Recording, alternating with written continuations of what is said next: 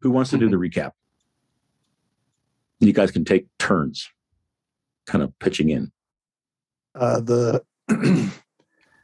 Let's see. Garm was in the woods north of the tower. The rest of us were kind of camped out near the tower, and when the tribe of orcs came through, and there was hilarious. There was a lot of hilarity. So hilarity ensued. Yeah, Garm woke up and saw the orcs. He saw there were a couple of orcs were kind of out ahead, kind of scouting, and then a bunch more moving in the back. While I was trying to wake up the crew, and Garm basically was. I don't know who challenged who. I can't remember that part of it. Did the guy challenge you? I think the guy challenged you, or I'm sorry, the other orc challenged Garm, and they basically were gonna fight over whether or not they were gonna try to take our tower because Garm had kind of claimed it, and or whether they would kind of go around it. We also found out there were a bunch of Rust brothers that had attacked them and driven them southward, and we could see the distant flames from them, and then basically the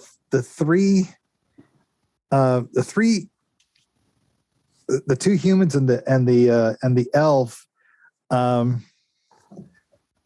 debated amongst themselves about what to do, and then eventually Stas kind of took off trying to go loop around and see what was going on,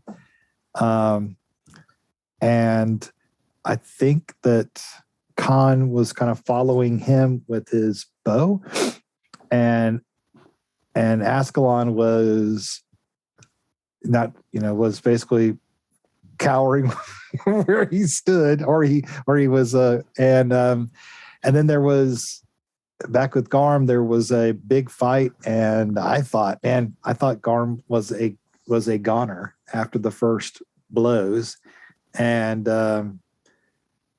yeah, somebody else helped me out. I can't remember.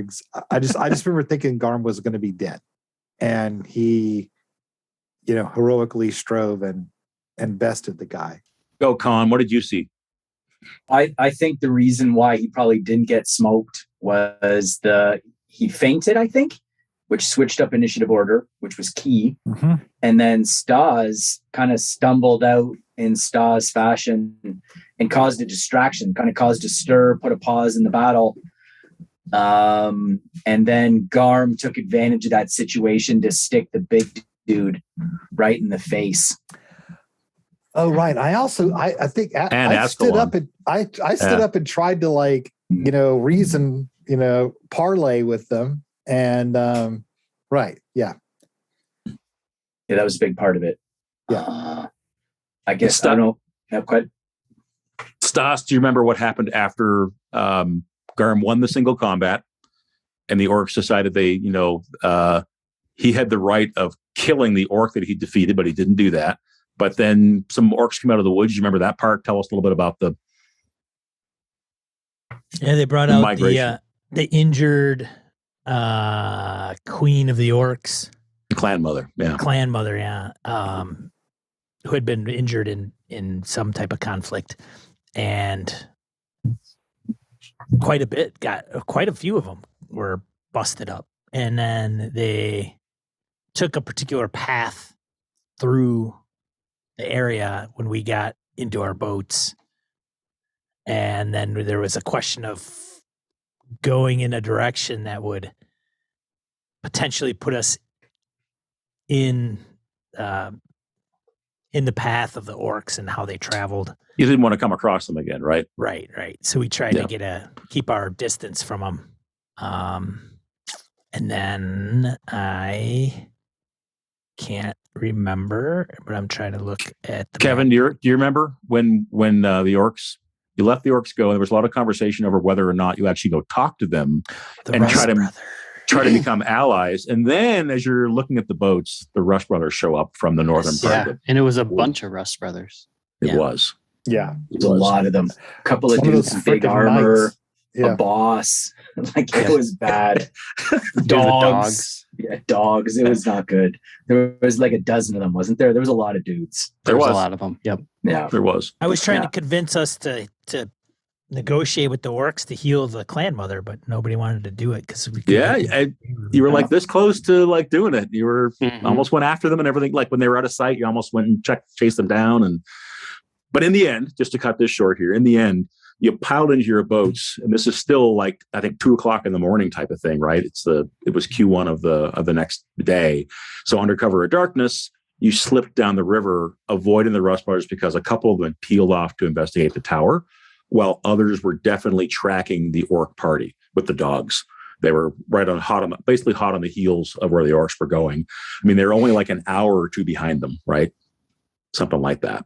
But you guys slipped down the river and I think went for miles without real event. You spied a griffin at one point, I think around dawn, and you put in, if I remember correctly, and took shelter for a while until it flew away, if I have that right. Mm-hmm. And then you got back on the water and were heading towards where you could see some buildings, which were, you can see them on the map, obviously, but that's to your eyeball, that is a series of structures sort of on the riverside, right? And we'll get to that in a minute because you got relatively close to it before we ended the session with the screech of the griffin in the sky above. So likely the same creature had returned a few miles. You're I think 6 or 12 miles past where you were, not that much for a griffin. So I think we ended right on sort of the cliffhanger of the bird, potentially you're looking to dive bomb the two boats in the river. But before I pick up there, anything else that we missed? Because there were a few other little things that went on, but maybe nothing that we need to cover in detail. Miss anything, Kevin? Yeah, I don't have a pride. I failed my pride Right. thing, and I think somebody gets to create a pride. Conn has to now create one. Yep. Do you want to think about that for a minute, or do you have one ready? I think let's just see how this game unfolds for at least the beginning of it. I'm comfortable with that. Okay, just take a note of it so that you know that at some point during the game you should create your new pride, and Garm will go without his, which was I can take any blow kind of thing, right? Right. Yep. Yeah. Except that big giant axe, which half destroyed your shield and bit into your shoulder, and Yep. all I that. can yeah, see that why one. that one might have changed. You did stab that guy in the face to win the battle, so I did endure that injury. Yeah. Yep. Maybe That's you true. go with I can stab any face. Yeah. That's your next Yep. one. There is no face I cannot stab. There's I no like that face. idea. Oh my! All right, so back in the here and now here as we rejoin. The cinematic version of this probably has the camera way overhead, and we see sunlight glittering down. It's a pretty, the weather's been pretty good, I think. There's this what looks like either a small settlement or maybe it's ruins, but if it's ruins, it looks like they're in decent shape. Looks like wooden buildings that you're approaching. You're on this river flowing, out towards the sea to the east, which is your eventual destination as well. But high overhead, there's the ruffle of these massive wings in the wind and just a ear-splitting shriek from this creature that we described as weighing probably a couple of tons, right? So if it landed, your head is not even up to its shoulder. The thing is big. They're known to carry people away. They're known to carry horses away in their talons.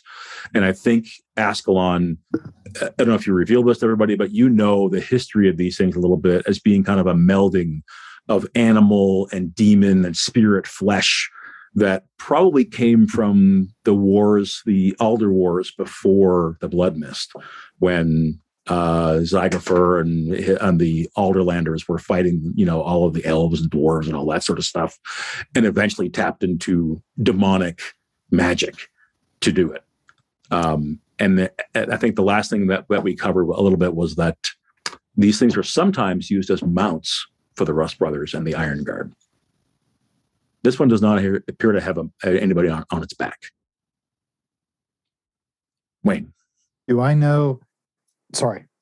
Does Askelon know anything about their behavior in the wild? Because we've seen this thing twice, right? Yep.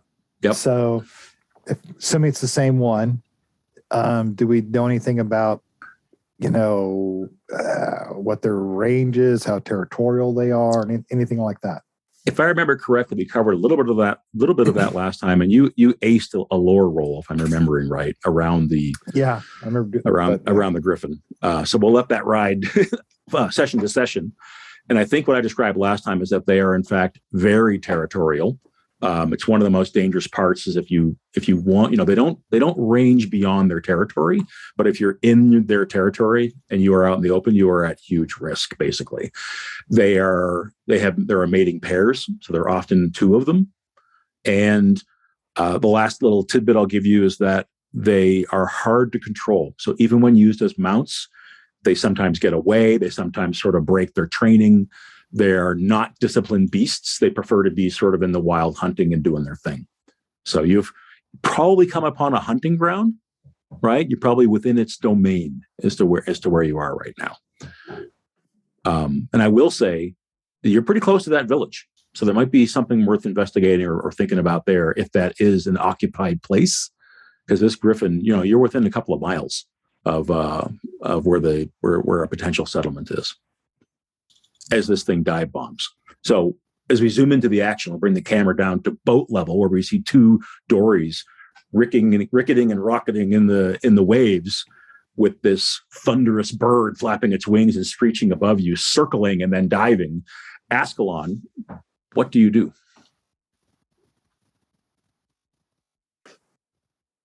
I'm going to say this is a fearsome creature. I think we need to get out of its territory as fast as we can, or get under cover. Can we make it to that village, or can we? Because you can try. You would estimate though, with the speed of this thing, there's no way that you could go a mile or two in a boat before it can attack.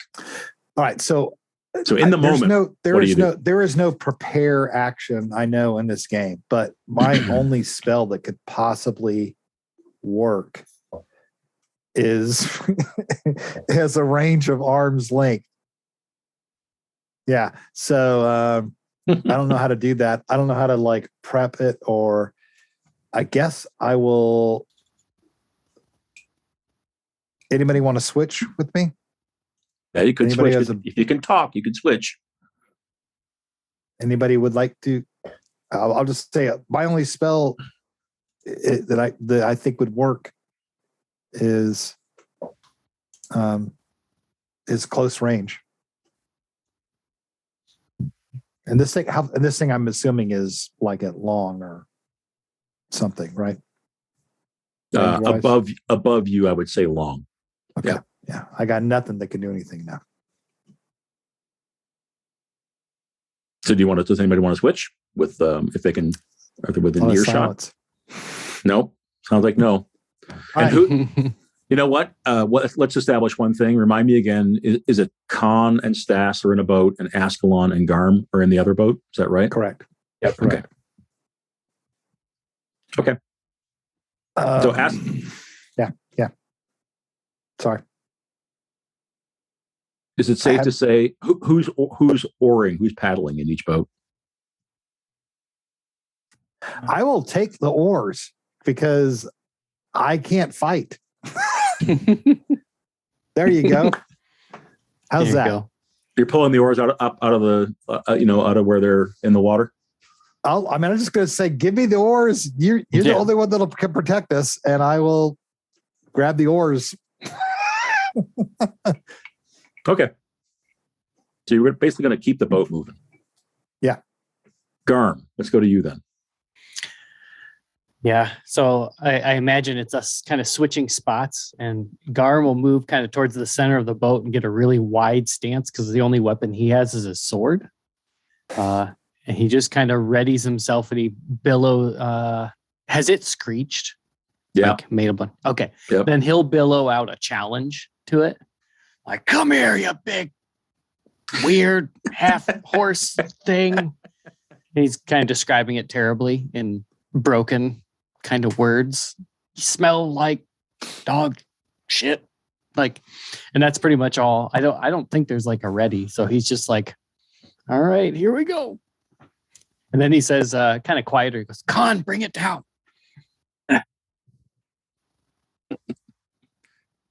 Are you trying to manipulate this creature? I think maybe you are. Ooh, me? Yeah, you're trying to aggro it basically, Sure. right? And draw it to you. Yeah. Is that what I'm hearing? Okay. Yeah. Yep, I can do that. Roll manipulation. Mhm. And I'm going to randomly determine who this thing attacks, but I'm going to give you worse odds or better odds of being attacked if you're successful. So see if you can make a manipulate roll. Okie dokie. I know that Garm's probably really good at manipulation. Yeah, I figured Totally as is. much. I would love to push this. Do it. He yells even louder, right? Yep. Spits flying. Oh, I saw it. Yeah, it's 6. All right. So guys in the other boat, the orc has stood up, drawn his sword, and is just bellowing his ass off up in the air at the thing.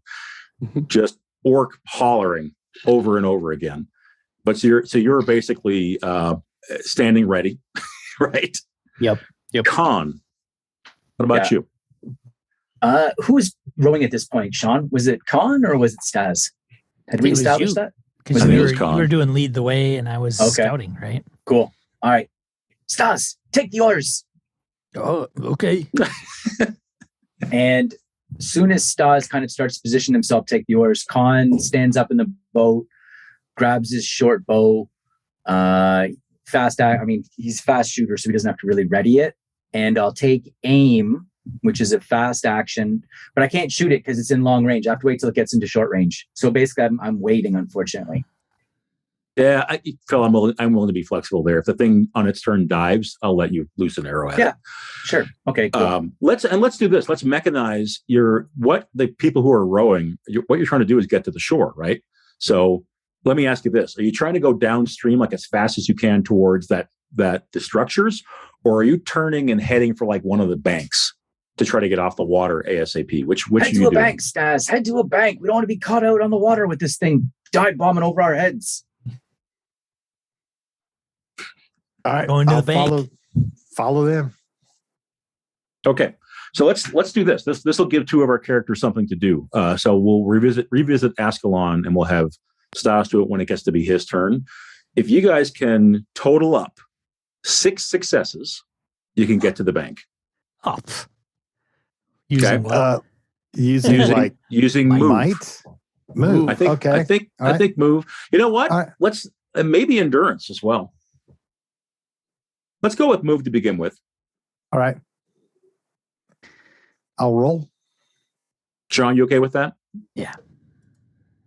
I mean, not Got really, 2. All right. Yep. So you're moving. Hey, can Are you I low? push?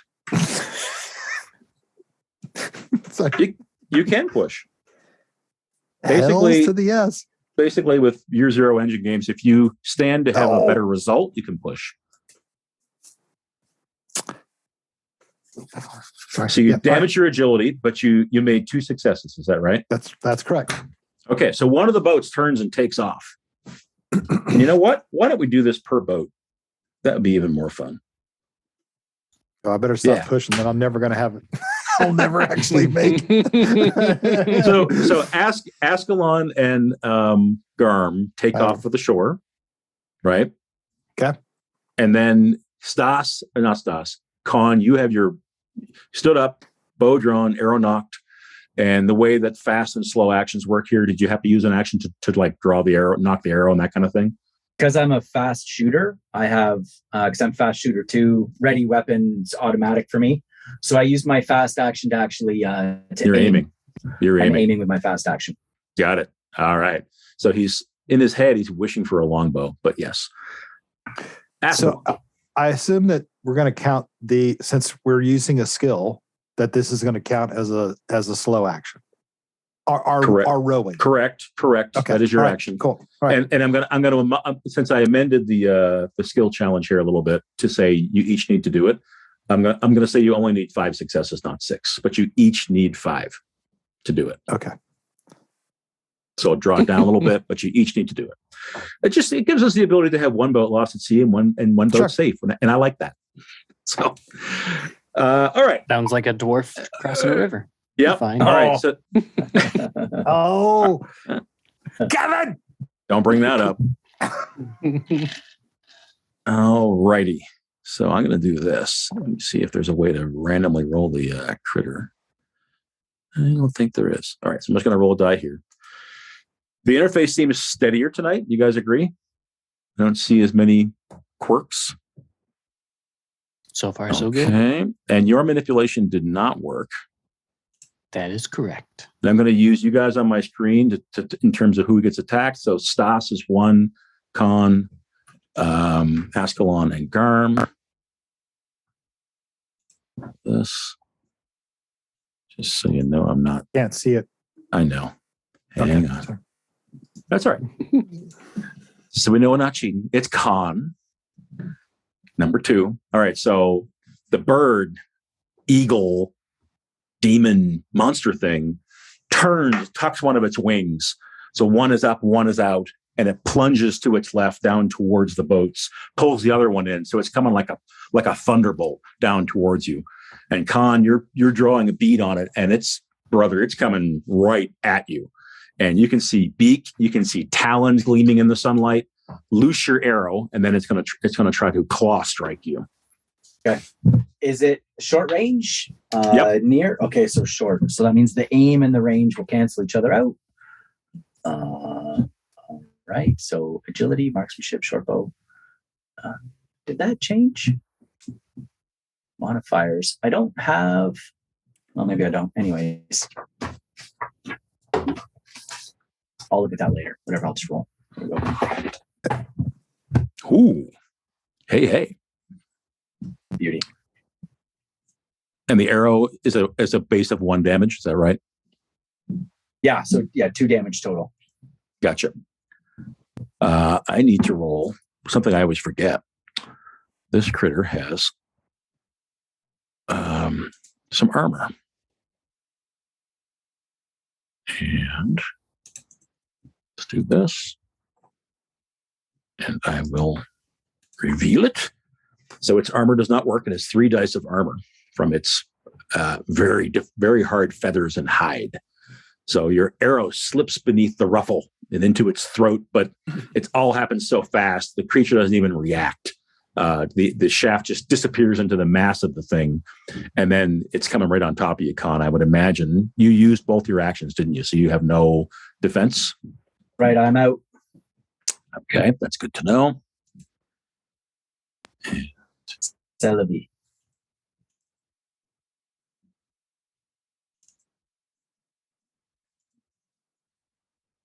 That's not what it was supposed to do. I like that we saw 1 failure.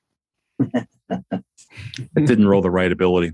It's me being a goober. I know how to use the interface now, though. So it's kind of funny because it said question mark. Then under success it says question mark, but then skulls it said 1. Like it automates. You know how each creature has a random set of abilities, Mm-hmm. right? It automates the selection of that and the roll. I didn't realize that. Oh, So I had already selected one of them here. right. Let's do this.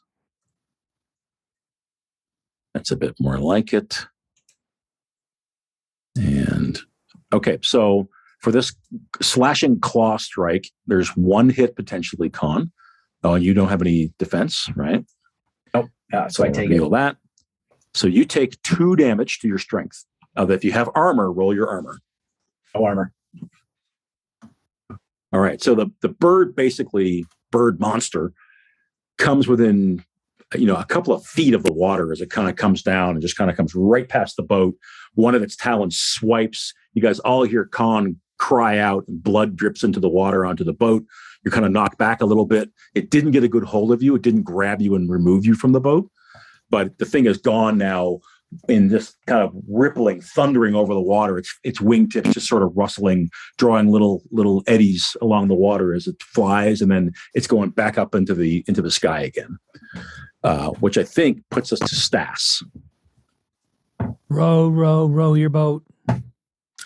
Okay, make your move roll.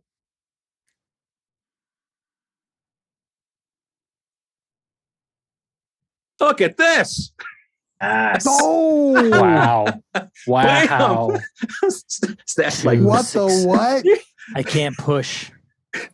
why would you? Yeah, Get 2 more. that's right. Nice. So you keep pace though with the other boat. The 2 boats are practically doing that Bugs Bunny skip thing along the water, where every time you draw the oars, the boat comes out of the water and just going along.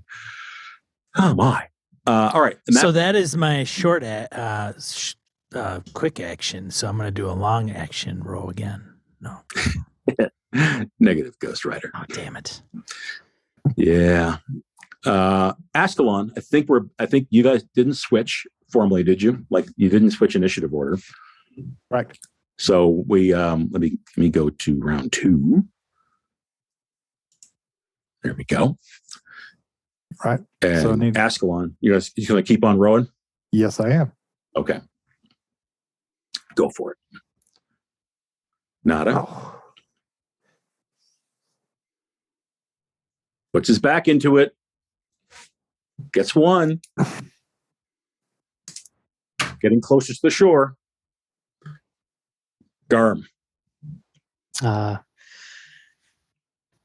Garm standing there. Did the griffin stay at level with Conn?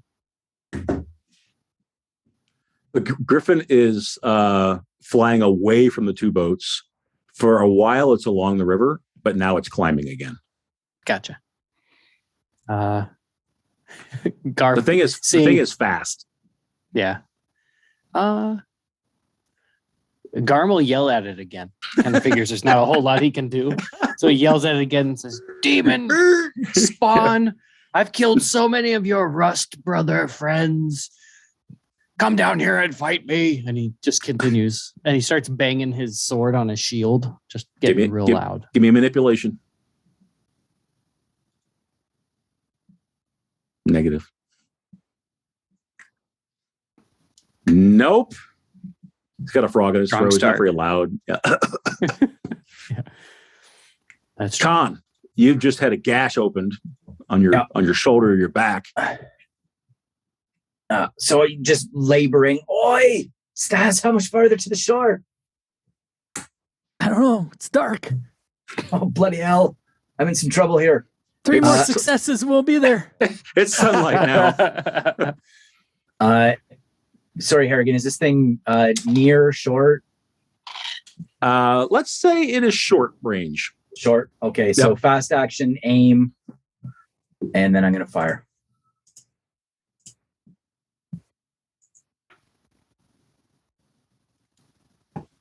Sweet. Beauty. 3. 3 damage. And let me Right up its hind leg. Bang.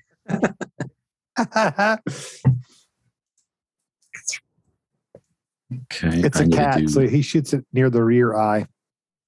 That's right. So take off one of those successes with its armor, and you've done 2 damage, right? Sure. It's fine. 4 total so far. It is an impressive shot. I'm thinking the griffin has come out of the water like this and is now banking this way. So you have to lead it way out in front of it. Arrow just and then disappears into the mast, and there's a little shriek as you're pin cushioning the thing with your arrows. And then the griffin turns, comes back towards the 2 boats, and this time I'm going to remember how this interface works, and I'll figure out who first. So the manipulate didn't work, so it's still equal odds for all 4 of you. This is to Garm, so it must have worked. Garm. Ooh. Do that. Oh, drew its attention. Okay. All right. So the griffin after it's hit by the arrow, it kind of turns back towards the boats directly. So it's not going to climb anymore. It's just coming straight at you. But you can see it coming beak first. You can see its head getting bigger and bigger as it's coming. Garm, you're like, oh yeah, baby. But as it's coming, its two hind legs are dragging the water a little bit. You can see kind of bursts of water going up. And then all of a sudden, those two legs kind of kick up in front of it, and the wings turn. And this creature stops maybe 10, 20 feet away from you, and it's just powerfully beating its wings. And every time it hits it, you're like, whoa, almost knocked out of the boat. And then, whoa. Mm-hmm. I would imagine Garm's got some braids and some ponytails going on. Those are all flying in the wind. And Askelon, you are in the same boat, right? I need you both. Let's see here. We'll see if you're knocked down or not. You are both going to suffer potentially. What is this? Hang on 1 second. Sorry. It's an additional. Okay. It's going to be 2 damage from the buffeting and the wind and the water kind of pounding you. And you'll also are both going to be knocked down. And we'll see if you can make a move roll if you'll be knocked out of the boat or not. So you can roll armor if you have it. Yeah. Yeah, I'll roll armor. All right. So then I make a move roll. Yep. Son of a monkey. Can I get a bonus because I'm actually seated? Yes. And you're holding onto the oars. Absolutely. 1, 2, 1. You can take 1 die. 1 die.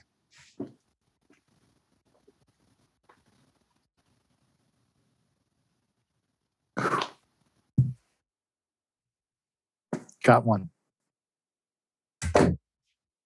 You got a success? Yep. And Garm, you did not. Is that right? Correct.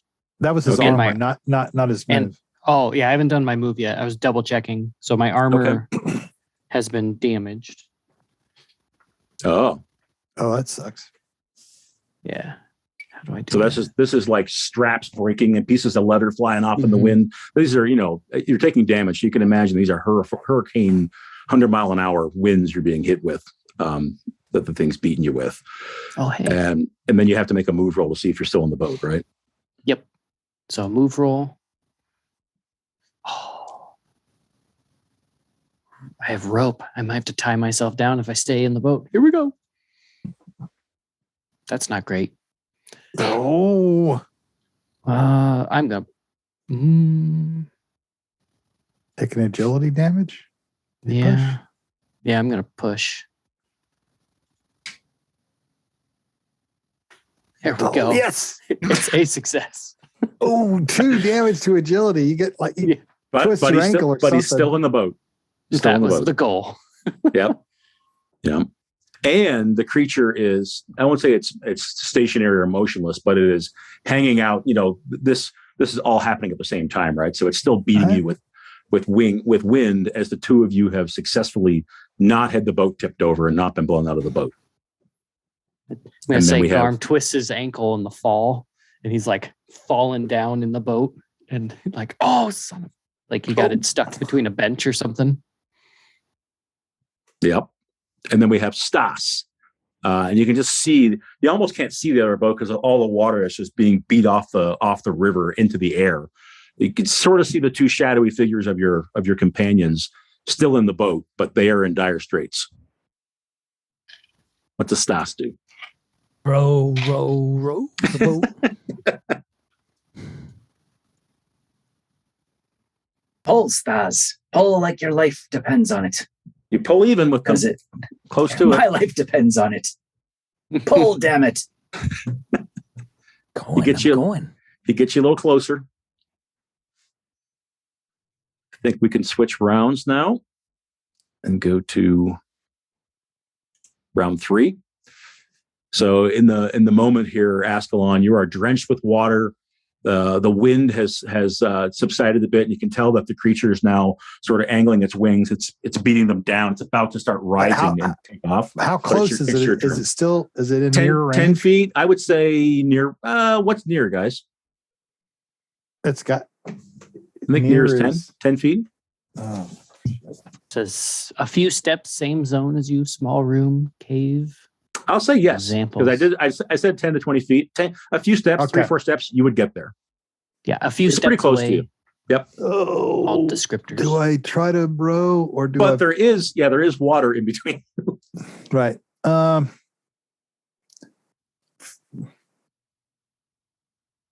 it. I'm gonna cast a spell. Hand of Doom. Hand of Doom. It works at near. It works at near. All righty. All right. Cast that spell. And here's how we end up in hell. A watery grave. No. Hell with one L.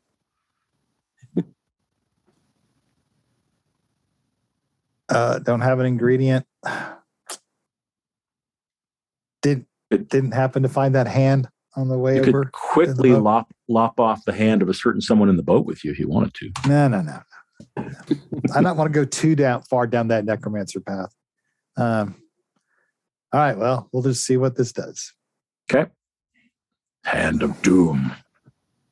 1 die. Okay. All right. So power level 1 damage, right? Yes. I don't think there's any sort of save or anything that it gets. Nope. No armor, nothing like that. Brings another screech from the creature, and you can see out of the corner of its eye, its black eye, looking at you, Askelon, as in WTF, dude. Where'd that come from? What was that? So I think since I don't have a hand, I do this, and it you see the the bones in my hand, kind of glow, and then this ghostly skeletal hand kind of rises out of them and squeezes its heart. All right. Nice. Garm, you are relatively close to it. Right? He'll jump after it. That's fine. Yeah. No. Garm sees the futility of what's been going on, so he sheathes his sword and he sits down. He Askelon, scoot over. He sits down on the bench, and then he'll take over rowing. Nice. Work together. Yep. Yeah, sure. Fast action to grab the oars. Slow action to actually put your muscle behind it. Do it. Yep. Ooh. That's a move. Yep. Mm-hmm. Okay. Oh man, we're out in the middle. We still need 2 more successes. I'm going to push. Hey, got one. Oh, you're within 50 feet of the shore. You're quite close. Nice. And Conn. I guess because of our position in the boat and where it attacked, we're short distance. You're still short Harrigan? distance from it. Yep. Yeah. Okay. So aim, fire.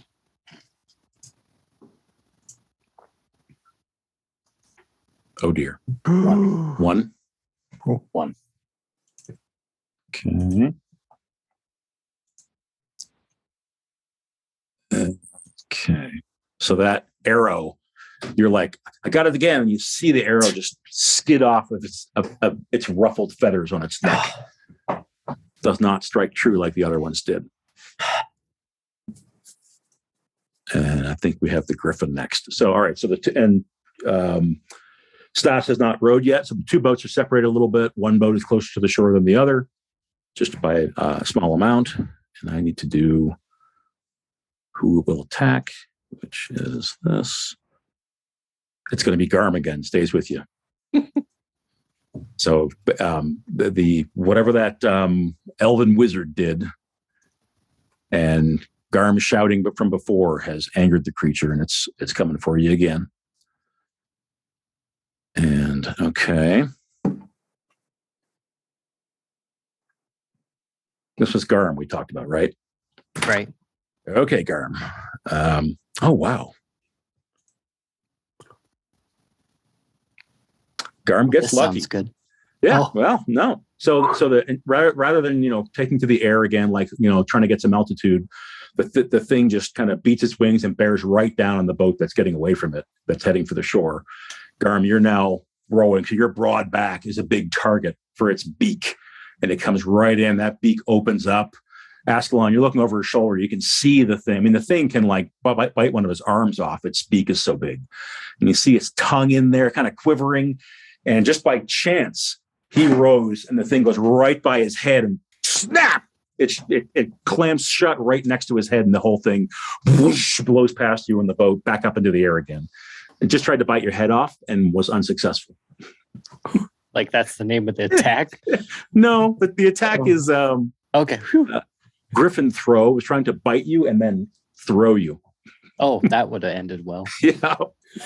But it was All right. unsuccessful. Stas, I imagine you're rowing. Oh.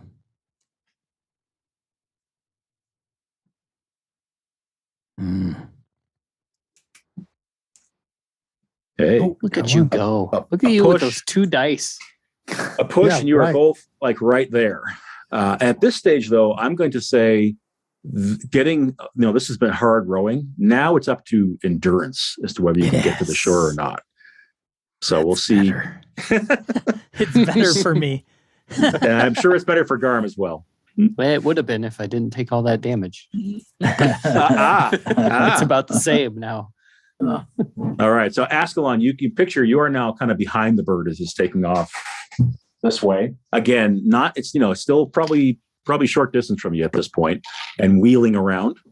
So it's kind of, put it this way, if the boats are here, the Griffin's kind of doing this kind of thing at this stage, right? It's not going up and dive bombing. It's in an active melee with you. Okay. I am going to heal Garm. Tell us how that works. What that Well, looks like. Creates a portal to hell and a demon comes out. What is this portal to Eventually. hell stuff? Oh, Um, it's one of the results on the critical table. Oh, I reach over and get some of the water out of the lake and splash it on his back where he's been injured, and I slap my hands on it and I call out to Flo, I guess, to help heal his wounds. Got it. Do you have the ingredient you need and all that? Oh, shit, I forgot. What is that? What's the name of the spell? Healing hands. Clay. I actually do have clay. So let me change that. I grab some of the water and I dig the clay out of my Mix it with the clay. pouch and grab the water like that and put it on its back. Oh. You're getting a mud bath. Yeah. Nice. He rolls so 2 points of steadily strength. for his spells. What was I doing wrong? Right? Which will help your roll. Yes. The coming roll. Very much so. Yes, there's quite a moment that happens on the lake. All right. You come here often? Little lower. Focus on the right arm or the left arm. That's where I took that one earlier. There will be no happy ending. We'll just dear. focus on the shoulder. Oh, okay. Ah, my. All right, Garm, this whatever this cold compressed mud pack he's put on your back feels good. Thank you. Oh, thank you. Let's make it to shore. Yeah, if you're trying to get to shore, it's endurance this time. Sounds good. Oh dear. Big Without frown. question. Son of a monkey. He's Man, like, this really feels good. Right. Like, you let's start go rowing? the oars. Yeah. Yeah. Oh, that feels didn't- great. I just wait. Oh, I forgot about the griffin. Oh, sorry. Sorry. You gonna push? I did. He did. Oh, you He did still got push. nothing. And you Yep. got no willpower either. Oh, Yeah. Yeah. the worst result. Lots of 2, 3s, and 4s. Okay. All right. So you're rowing, but the river's moving you away from the point you were aiming for. So now you have to go to a place on the shore that's a bit further away. I imagine he was rowing, but he was looking over his shoulder. And so we didn't make as much progress because we did a little bit of this. And he was like, Yes, indeed. oh, sorry. Conn, the other boat's just a short ways ahead of you, and the griffin's wheeling around again. You can tell for another attack. What do you do? Shoot it again if it's within short range. It is. Okay, I'm going to aim and I'm going to fire.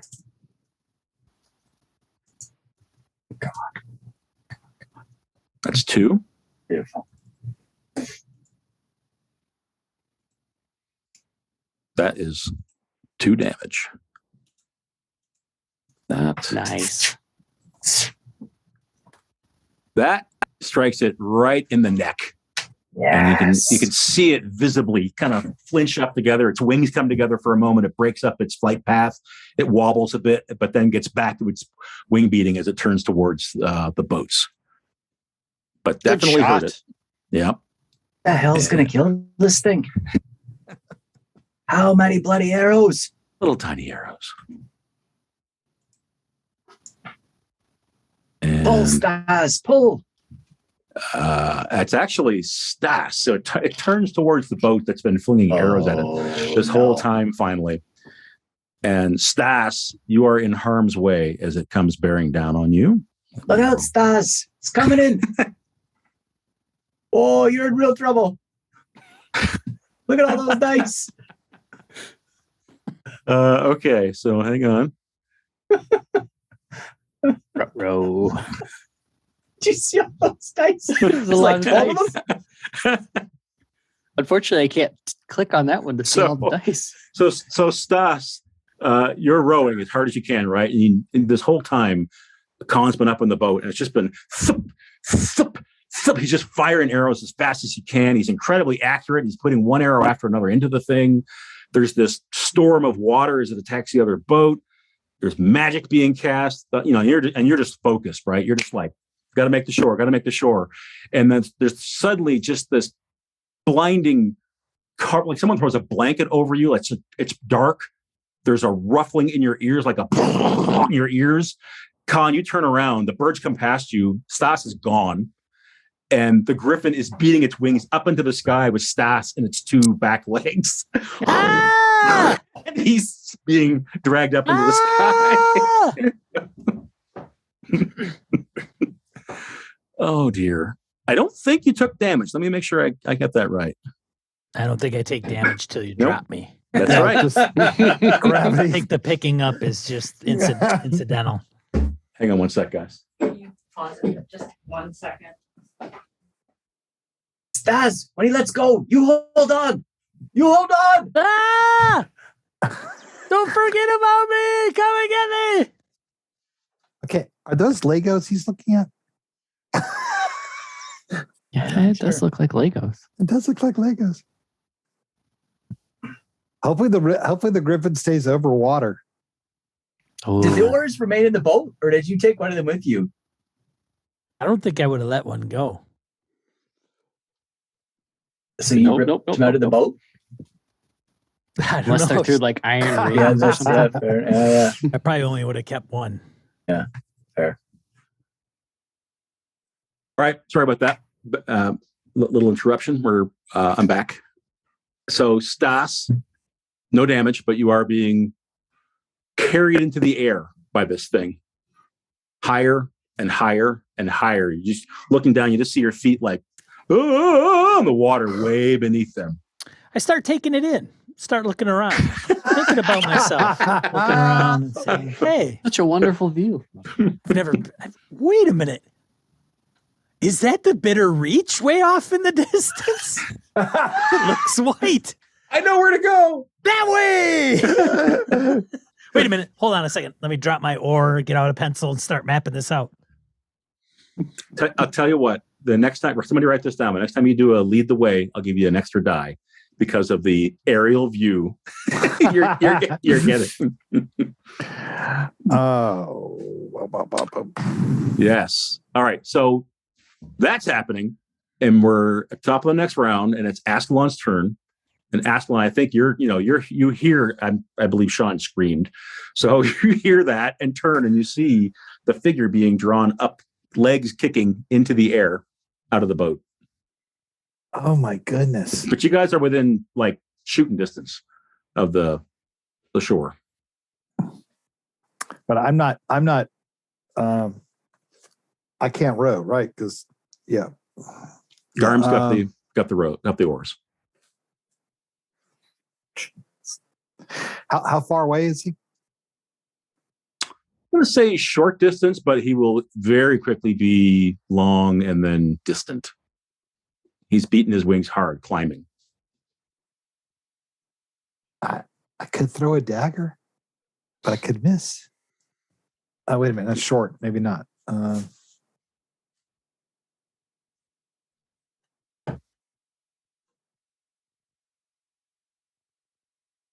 trying to find that. Got all this money, but no ranged combat weapons. Yeah, really.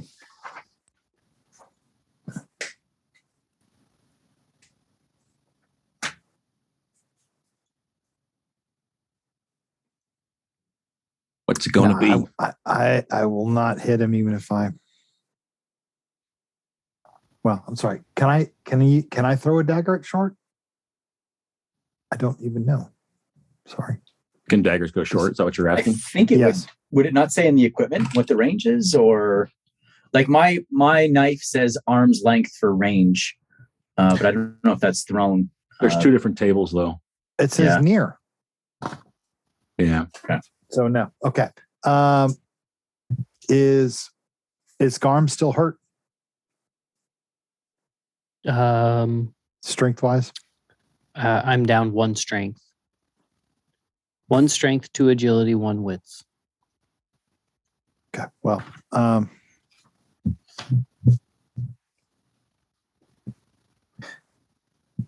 you could you could take an oar, and we would give Garm some teamwork if you want to do that. Yeah. If the two of you want to go side by side. That sounds good. Okay. Thank you. Okay. Sure. Sorry to delay. That's all right.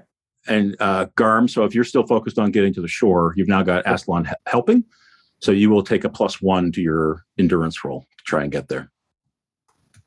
Perfect. If that's what you're doing. That's what I'm gonna do. I got nothing to help Stas. Stas just minding his own business, and then. Oh. All right. Tell us what you do when you get to the shore, because you've made it. Garm tries to like row. He's starting to like say it in turn, row, and he tries to take it in pretty hard because he wants to like beach it so he can jump out. Yep. And his goal is to jump out and get shield and sword ready because that's all he's got. And not that he has the actions, but he starts billowing at it again, trying to get its attention. Yeah, got it. So he's pounding around on the beach, drawing a sword after having put the boat up onto the beach. Okay. Conn, you are alone in your boat now, drifting, and your companion's been plucked from the vessel. Yeah. There is a risk if you fire an arrow. If you get some 1s, we'll see if that means you hit Stas or not. All right. Well, in fact, I'll just tell you now, 1s will mean you hit Stas. 1s will mean I hit Stas. Yep. If you push. Yeah. If I push. So instead of hurting you, they'll hurt him. If I push. I don't think I'll need to push, but okay. Okay. All right. Fair enough. I will take a shot. It's short range still? It is. Okay. So aim, fast action, fire, slow action. Come on. Oh, yes. Look at that. I'll take it. I mean, you could push. You could. You could push. Do you want to push? No, God, no. Not putting 2 in Stas. He's going to have a hard enough time dealing with the fall. He doesn't need me putting an arrow into him. So Stas has an amazing perspective of the boat getting smaller and smaller, and Conn standing up. And then this little black object just comes right towards you, just above your head, strikes the bird or the bird monster right in the body. And again, but has not felled it. It keeps beating its wings, going up and up and up. And I think it's the Griffin's turn. Would it maybe have caused the Griffin to let go of Stas earlier rather than later? I don't believe so, no. All right, I tried. Got to be a lot of arrows that might be in hands free. That's right. You can climb it. Climb up it. Yep. Attention, passengers. The seatbelt sign has been put on. Mm-hmm. All right, so we're going to have to look up a rule here because we don't often use the falling damage rules, and we're going to test one other thing as well. So, Stas, looking down, you see that you are just about off the river onto land. Oh God! And the creature lets go. So we're going to do a 50-50 to see if you land on the river or on the land, and then we'll figure out how much damage you take. Oh, it's ludicrous. It's like, it's disgusting. If you fall from 3 meters or more and hit a hard surface, the GM rolls for an attack against you. She rolls a number of base dice equal to the height of the fall in meters. Oh my God. Minus 2. You take 1 point of damage to strength for every sword. So success she rolls. Metal armor gives no protection. So how many meters in the air is this thing? I know somebody who's rolled 49 dice and never had a success. That's right. So I know that this is possible to survive. It is absolutely possible. Stas is like, no problem. So you'll just see that I just rolled 2d6. It has dropped you 15 meters. So you're about 45 feet in the air when it drops you. So you're up there. Almost 5 stories when it drops you. All right. So Phil, say that again in terms of the distance. So if it's 15 meters, it would be 13 dice. 13 dice. Okay. If he falls on a hard surface, right? Yes. Right. Unfortunately, he's not over water still. That cruel. Well, we don't know yet. Sean, Stas, roll the die of fate. On a 4, 5, or 6, you are still over the water. On a 1, 2, or 3, you're over land, my friend. Straight up D6. Hey, look at you. You're over water. So we will cut the dice in half because you're falling into the water. Love it. And I think you said 13 dice, so we'll cut that to 7. Love it. Right? Okay. And I could survive this. I got all my strength. Oh, we can't see it. I know. I'll reveal it. Don't worry. Okay. So Stas apparently does a perfect tin soldier and doesn't take a point into the water. Just no splash. 10, 10, 10. Yeah, 10. right. We're all Good job, Stas. So arms and legs pinwheeling and then not, and then you kind of realize you better hit the water the way you can, as flush as you can, and you do. And as he disappears beneath the waves, guys, you do see the Griffin winging away. It's like, it's got a bit of a hitch in its wing beat. It is not in good shape, and it's abandoned the fight. All right. Stas, what do you do? You're in the water. I swim to the surface, or I go from the bottom of the river to the top. Yeah, where you almost hit the bottom. Right. And I breathe. You see this Elven artifact? No, I'm kidding. Fair enough to say that the 4 of you reconvene where Garm put the boat in. So bring the other boat in there, and Stas, you swim over there. Yeah. Okay. Yeah. Okay. All right. It's just past the top of the hour. Let's take a quick 5-minute break, and then when we come back, we'll resume on the shore side, and we'll go from there. All right. So we rejoin our sodden, weary, injured crew as the second boat is pulled up onto the beach, and as Stas comes slogging out of the water, completely drenched, but uninjured somehow, miraculously. Hey, what's up, guys? Take off like, I don't know, my tunic or something. Wring it out. Whew. Hey, I got some sights up there, though. I think I know which direction to go. Well, that's remarkable, Stas. How do you not have a scratch on you? Look at the three of us. How do you not have a scratch on you? That was one heck of a dive, we'll say. You got to go Hit the in water feet well. first. Feet first. Make sure you have good boots.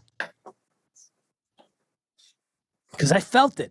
It smacked me on the bottom of my feet. Well, If I we would've heard went the head- screams. If I would have went head first, probably would have cracked my head open. I don't know. Unbelievable. It's crazy. Unbelievable. Do me a favor, pull the boat in. And you just see Conn lie down. He's just blood all down him. He looks horrible, Conn. Holy shit! What happened to you, man? What happened to me? You should were have there. You should have got picked up by the griffin and dropped down into the water. You would have been a lot better off. Yeah, shoulda, woulda, coulda. Pull the boat up. All right, I can do that. After all, I feel okay. I'm a little tired, but A little tired. yeah. Askelon and Garm, what have you guys been doing while you've waited for these two to join you? Pulled up the boat, got it secured. Garm, I think at this point it's just like looking into the. Well, I guess we're not in woods, right? Like, No, it's open. In fact, let me describe the scene a little bit. We'll say that you are about a mile from these structures that we've hinted at, we've described, not very in much detail, a couple of times. Those structures are down the river more. So in other words, they are. You guys can see the hex that you're in. I tried to drag you back to the hex map here, and you can see that there's rivers that meet, right? So the rivers are flowing to the east. So two rivers come together, and right where the two rivers come together, is what looks like a village or a set of structures or something. And now that you're not on the water and you're not sort of, on the run and not in the middle of combat, you think you do see chimney smoke coming from a couple of the structures. So the place does not look abandoned. It looks like mostly wooden buildings. And maybe halfway, maybe a little less than halfway, so maybe a quarter mile away, you see a figure standing in this long grass that separates you, looking at you. And it looks like they're either a halfling or a child. It's not a full-sized dude, at least. So somebody small standing, but at a quarter mile away, you can't make out very much. Oh, is it daylight? Yeah, it is. Can't make out anything at a quarter mile unless you have a spyglass. I will use my spyglass. Huzzah! All right, you bring that crusty old thing up, polish the front end of it a little bit, raise it to your eye, and you see, staring back at you, a dirty-faced child, a human child with messy brown hair, and he's kind of clearly trying to make out you better as well, but he doesn't have a spyglass. Looks like there's a little one up ahead. Like a little boy. I think we got to go here. I I think don't we got to see why see not. these. Yeah. I mean, Oh, it's better than orcs. It's better than Rust Yeah. Brothers. And it's sure as hell better than that stupid thing that took me up at 50 feet in the air. we should warn them. I'll take a chance with that little kid. Yeah. We should warn them too about the Rust Brothers coming. Aye. sure would be nice to sleep not on the ground. Yeah. Maybe a hot meal. Any sleep would be good. Yeah. Are you taking all of your gear with you? Or are you leaving anything in the boats? I'm taking my gear. can we make sure the boats are secure and try to cover them up a little bit so they aren't so let's apparent? go for a group stealth roll. Who has the best stealth? Probably me. 6. Okay. I will say, yeah, 3 of you can help, I think, for this. So roll 9 dice. If you can get a success, you can cover them. So, all right, stealth +3. Yep.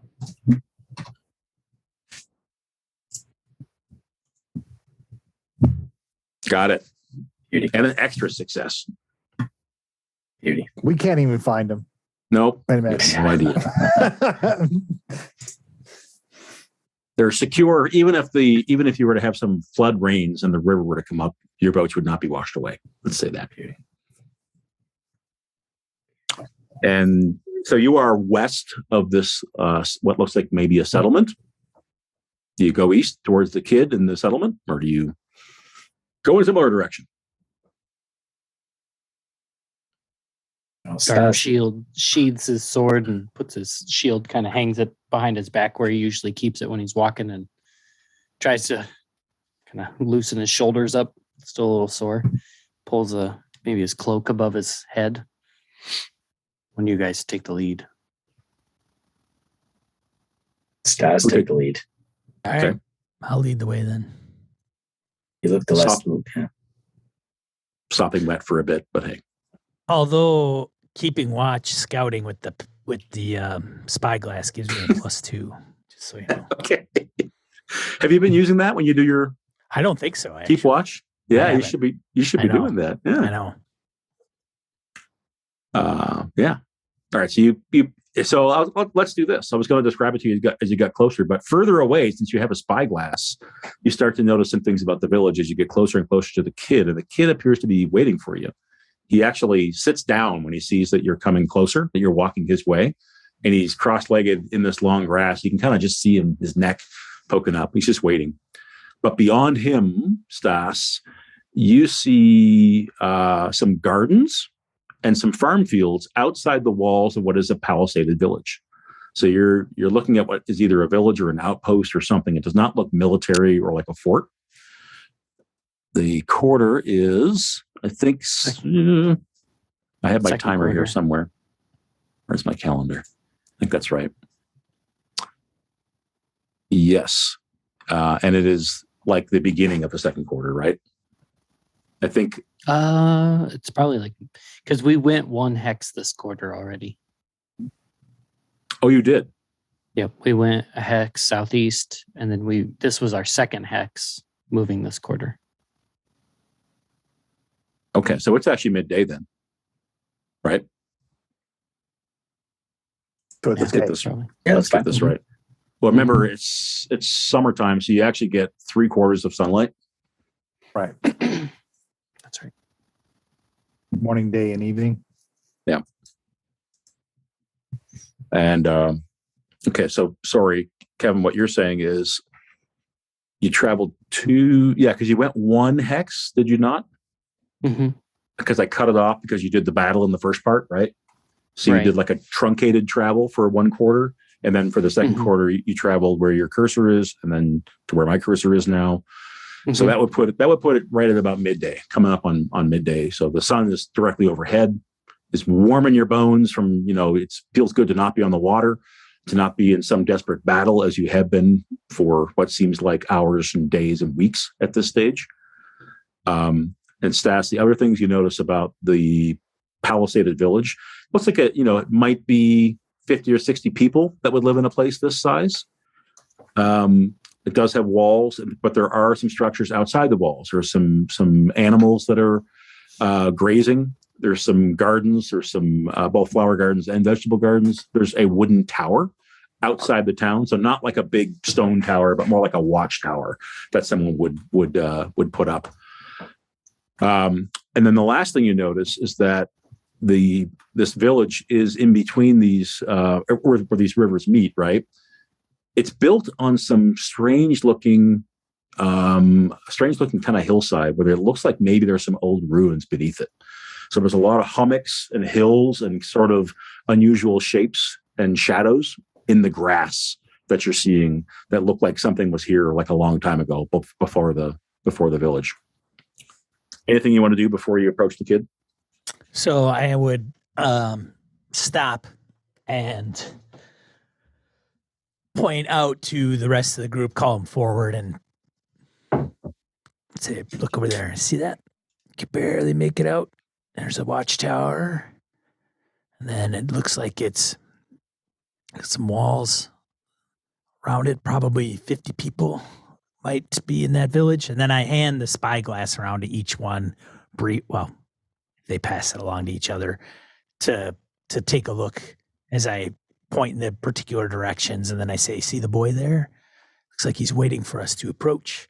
So this may be sanctuary for us, but they may not take too kindly to strangers traveling around. Well, isn't this your specialty, though, Stas? Of course. I can handle this as long as you guys keep your mouths shut and don't screw this all up. Well, this is the moment where we get to see bringing you along this far was worth it. Of course. Yeah. Right. Peddler. Any signs of the Rust brothers in any of these? What we see? There's no What kind of signs would you be looking for? It's a Rust Brothers camp. heme, like over. Yeah. No Rust or heme idolatry is visible in the spyglass. That's You don't always a see- good thing. You don't see dudes with big smoking incense censers. You don't see mutant horses. The kid doesn't have a odd number of tentacles or anything like that. Not that you can see, but he's sitting in the grass. True. Get closer. Yeah, I start moving up, take the spyglass with me, whoever grab it from him. And Give me that. me that thing. I start moving forward, and then if I get to probably short range, I yell to the boy, you there. I see you there in the grass. Show yourself. Okay. So as you shout that out, all of you notice now. You saw it with the spyglass as well. Your beloved GM forgot to mention it. There's a dragon. No, there are quite a few animals around him. So goats and cattle look like they're kind of free grazing outside the city walls. And if you had to guess, you would think he might be doing a little bit of herding, keeping them penned, keeping them from getting into trouble. But they were pretty close to the where you were just attacked by this griffin. And as you're calling out, the other three of you who are not so focused on the horizon, or not the horizon, but the long distance, you see a mess of something off to one side in the grass, and the grass is flattened. And if you peek over and kind of look at it, there's like a mess of bones and skin and meat. Something was killed here. And you're probably about 100 feet from the kid at this point when Stas is, hey, calling over. If you had to guess, it was a cow that was mangled right here. The kid stands up when Stas says that. Come here, boy. Did you fight the griffin? We did. It took me up into the air and dropped me on my head, and I'm here to prove it. You're very brave, he calls over. We mean no harm. We come in peace. We're just looking for a place to rest our head. Is it safe? Yes. It's What's your River's Knit. River's Knit. River's Knit. You're welcome there. As long as you don't bring trouble. No trouble brought. What's your name, boy?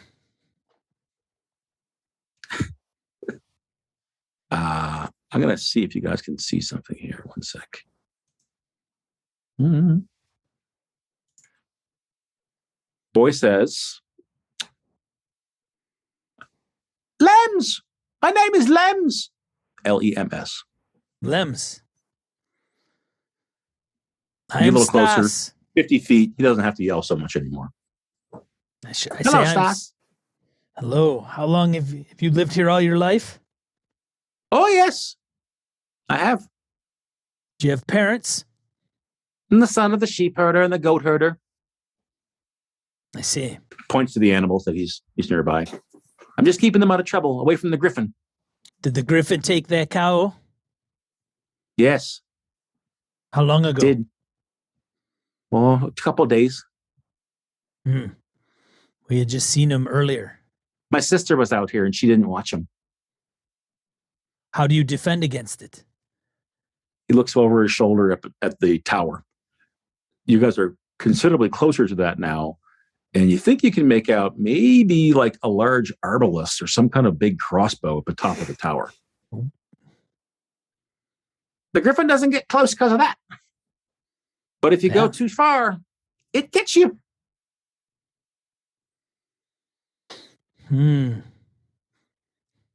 So, are you an orc? He says to Garm. Yes. I've never seen an orc. I heard lots about him. He comes forward a little bit, looking at you. Have you ever seen an elf? Take down your hood. He pulls it down slowly. Says, now you've seen an orc. Pulls it back up. Kid's like, oh. Sorry, Stas, did you say something as well? Have you ever seen an elf? An elf. A real one. Not like a half-breed. No. I don't think. I'll bow to the little kid. Are you real? Oh, Harrigan laughed. Oh, Harrigan froze. Row. Oh, no. Really? Are you going home? He points at the map here. Points in like this direction to the northeast. What? You froze there, Harrigan. We lost. You froze. It's telling me my connection is unstable. Hopefully, is it better now? Yeah. Okay. I just heard you say the kid was saying, "Are you?" And then you said something about going north. He said, "Are you going home?" And he just gestures over his shoulder to the northeast and east. I think the elves live that way. Oh, many of my kind live in the north, but in fact, all of this land is my home. I've heard that before. You're brave. You're a very brave little boy to be out here under the wings of that griffin. You just can't go too far. It's boring. It looks like you've had quite the times, though. He looks at the blood and the scabs. There are worse things than being bored.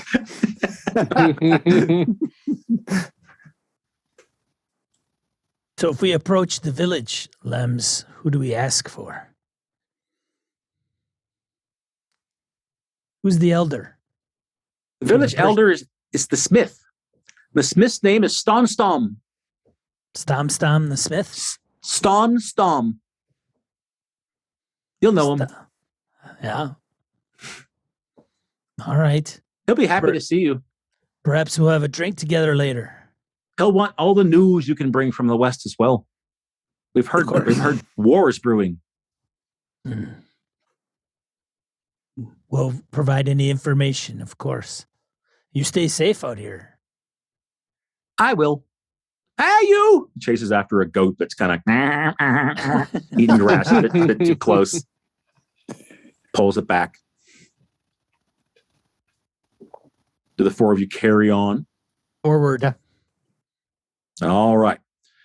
So you walk amidst those kind of green grass-covered ruins that I mentioned earlier, where there's clearly some like either barrows or old hovels or walls or something, but they're ancient. They've been, covered over by earth and soil, like, hundreds of years ago type of thing. The village itself looks like it's a much more recent vintage. So probably founded during the Blood Mist, like a lot of villages were, where people had to make do with where they were when it rolled in type of thing. So still couple hundred years old, right? Potentially. But certainly not like an ancient structure that dates back from sort of the Great Wars and that sort of thing. There's a couple of men up in that guard tower, and they just look down at you and say, "Bye." And you can tell they are sort of pressed into service, or they're not wearing special colors or uniforms or anything like that. So it's a couple of local guys who look like they're doing guard duty. town watchman type of thing. So you fighting that big griffin? You all right? We have. Survived it. What's that, Conn? I just said survived it. Well done. Not many do. Are you here to trade? We have some goods that may be tradable. Come with news, updates, orcs and Rust Brothers. Oh, Stom will want that. How do we find Stom? He's at the smithy. You can't miss it in the town. All right. Carry on past the tower. Yeah. Mm-hmm. Okay. There's a few people out working the fields, and they just kind of give you the, a bit of a 2-finger wave type of thing as they're either hoeing the ground or they're weeding and that kind of thing. And there is a gate in the palisade. This is not some big ornate castle wall, right? It's a palisade where they have a contraption on the inside where they can raise the palisade door up that way, and it's open right now. And there's, I would imagine, a guy kind of leaning on a spear. He's like, travelers, when you come closer. He's got a pot helmet on his head, an old natty looking piece of leather armor jerkin that he's wearing. Yes, we are looking for a Stom. We have news that he may want to know about. Rust Brothers and orcs we've encountered. Oh, shit. Yeah, he will. Were they close? Just over the hill, a few miles up the coast on the river. Oh, shit. Yeah, he'll want to know for sure. So are you coming in then? You're gonna chop and slake your thirst, and you're gonna trade some goods and stay for a bit.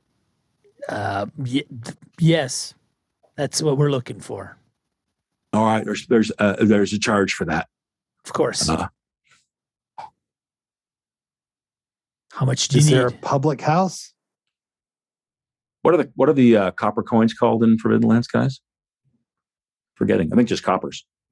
Yeah, as far as I know. It's 1 copper a day. You can return to me if you don't know how long you're staying. But it's a copper each to get in now. Public house. Yeah. There's an inn. You can see over his shoulder, Wayne. He points down the main drag. You guys can picture it. There's probably only about a dozen structures in here. It's not that big a place. And There's a couple on the outside as well. But he says, you want to go to the White Raven. That's where you want to go. So each of you deduct a copper if you're going to pay him. Yeah. I just pay. I pick it up. I pull out my pouch. 1, 2, Hoo-hoo. 3. I give him 5. I said, that should Whoa. take care of it. Oh, thank you. You're very What's your name? generous. What's your name? Olaf. Olaf. I'm Stas. This is my band of merry men.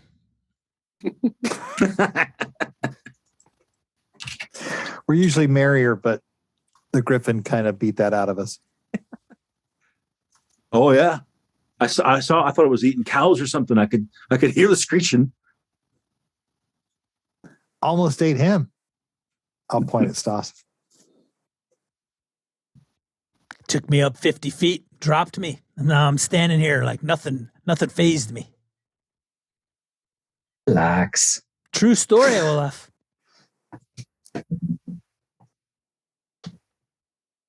All right. Anyone mind if I give you a bit of a montage of what's in town here, Now, as opposed to going moment by moment?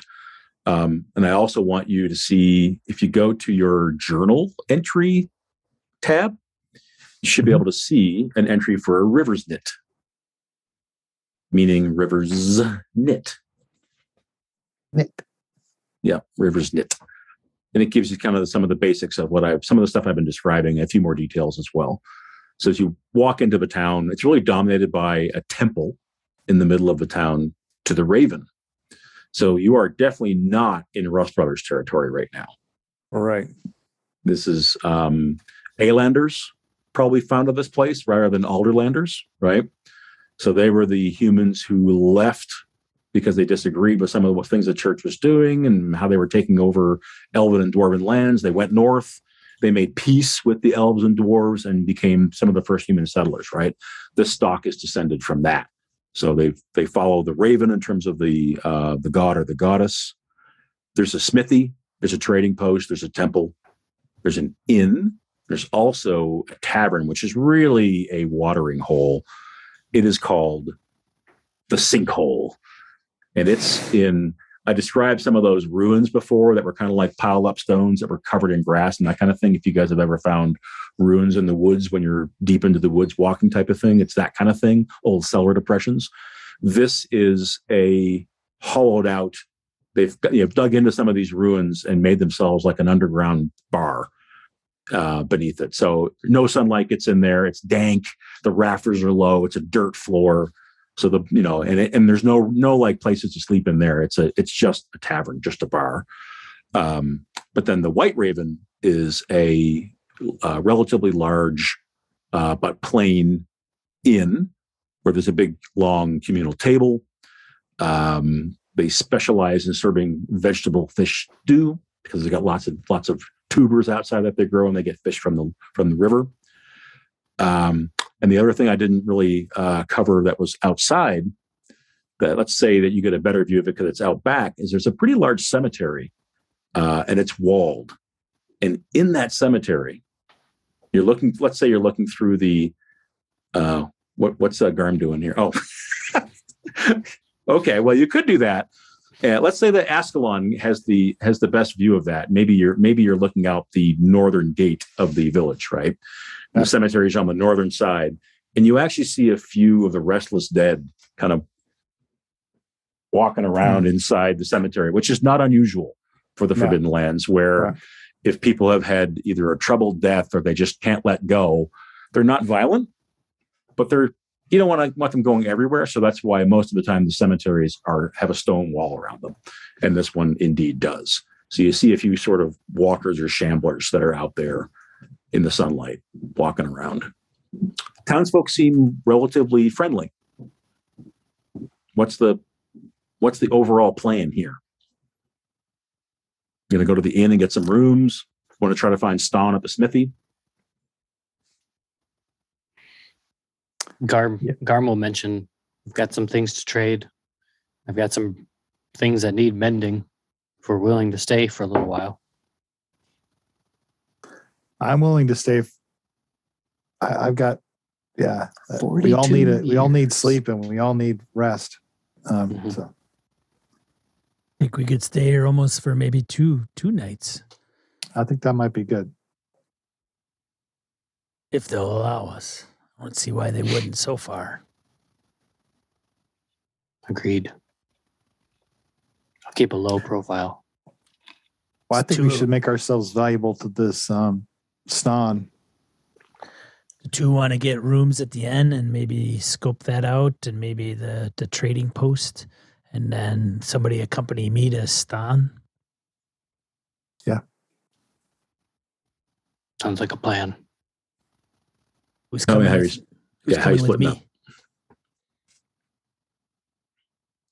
I'll go get rooms.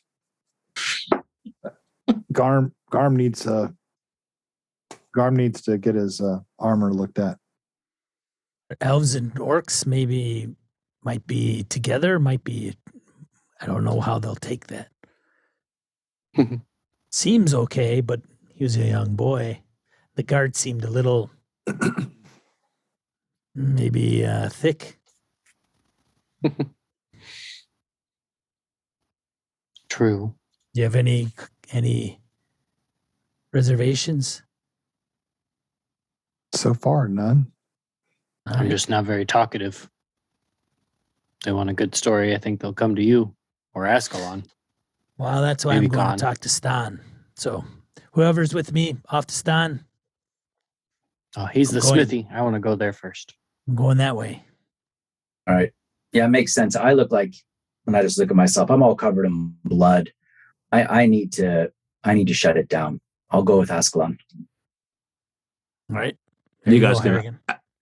All right. I would imagine you could also gather up their packs as well for anything you don't need, so you're not going to carry all your crap around. So let's do the inn first because it's probably going to be a little shorter and sweeter. So the White Raven has a big veranda out front. It's a pretty stout building, 2-story. And as you walk in, there's the owner, our man named Arthund. It's a bald guy with big mutton chops.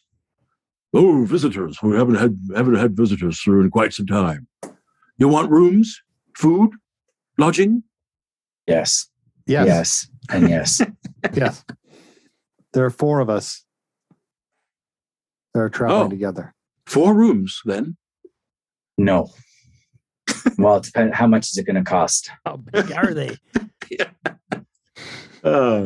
If you were to stay, he says that we have the dome, which is off the great room.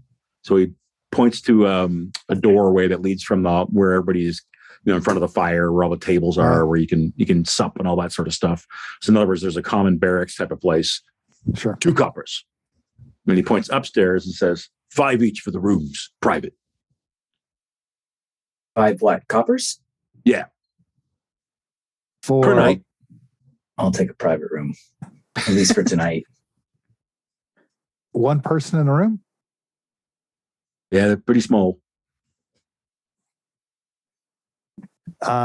Sure. We'll do that for tonight. We all need a good rest. Our companions, one's a human by the name of Stas, the other's an orc by the name of Garm. You won't miss him. An orc? Yeah. He's no trouble. He's been with us for many days now. He's saved our lives. Stalwart. Yeah, he's a stalwart companion. Are you sure, though? There are rumors of the orcs raiding villages lately. No. Well, that might be true, but he's not part of any of that business. He's a good bloke, and he's with us. I'll vouch for him. I'll vouch for him as well. And I, certainly the history of our peoples, we don't want to start holding grudges for things that happened in the past. Conn, throw manipulate and take an extra die because Askelon's helping you. Oh, Jesus. That's not good. Manipulate. Plus an extra one? Yep.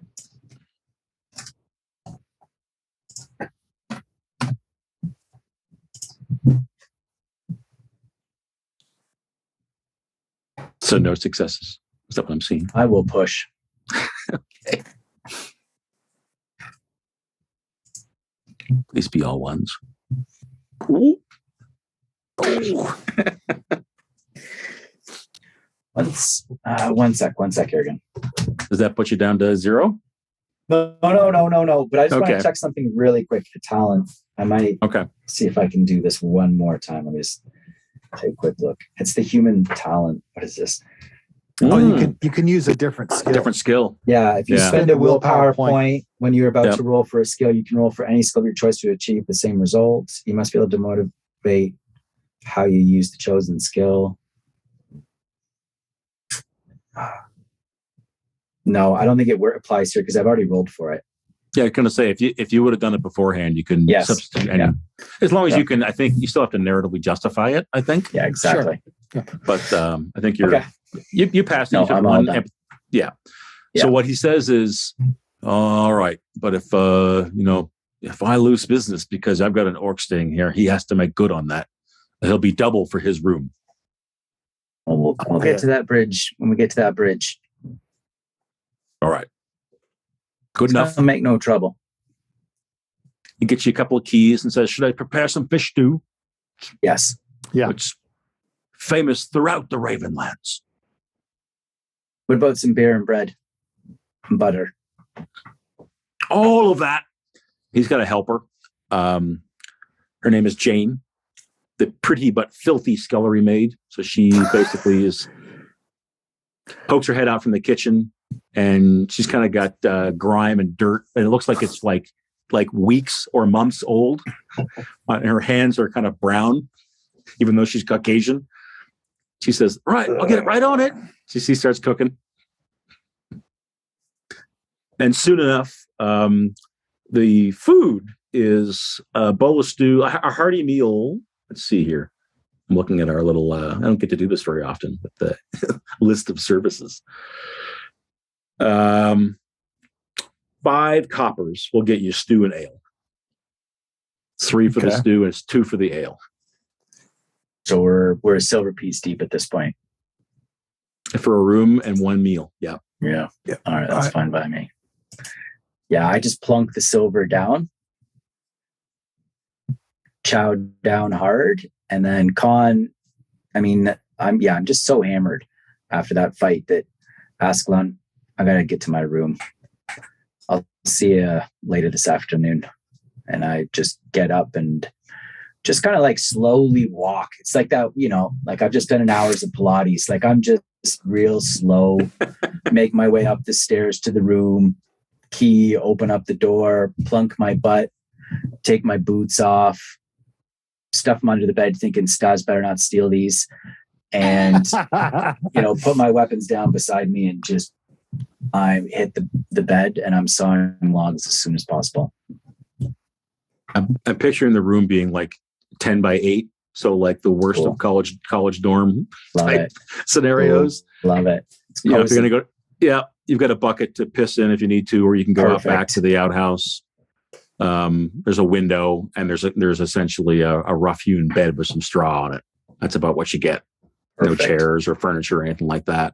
There is a rap on the door as you're falling asleep, and you hear Jane's voice say, "Do you need me to draw you water or anything?" No. Don't need anything else? Okay. The irony of that woman asking about a bath is just sorry. They're right next to a river. At least exactly. Somebody can just push her in. All right. What's Askelon doing while Conn crawls upstairs and crawls into a ball? Oh man, I would like to like chat and stuff, but honestly, I haven't slept either, and I've got ability sleepy. Damage. Yeah, and so I think he just same thing. Yeah, I think he wants to do more, but he is just so hammered too. He's just going to go to bed. Jane offers to bring a bucket of hot water, basically, if you want to wash up. But if you turn her down, sure. She'll leave you alone. Okay. Yeah, I'm a little more civilized than these other folks. So yeah, I will. When she brings it up, I will say, I'm just saying, I'm trying to figure out a nice way of saying this. She's in the door like,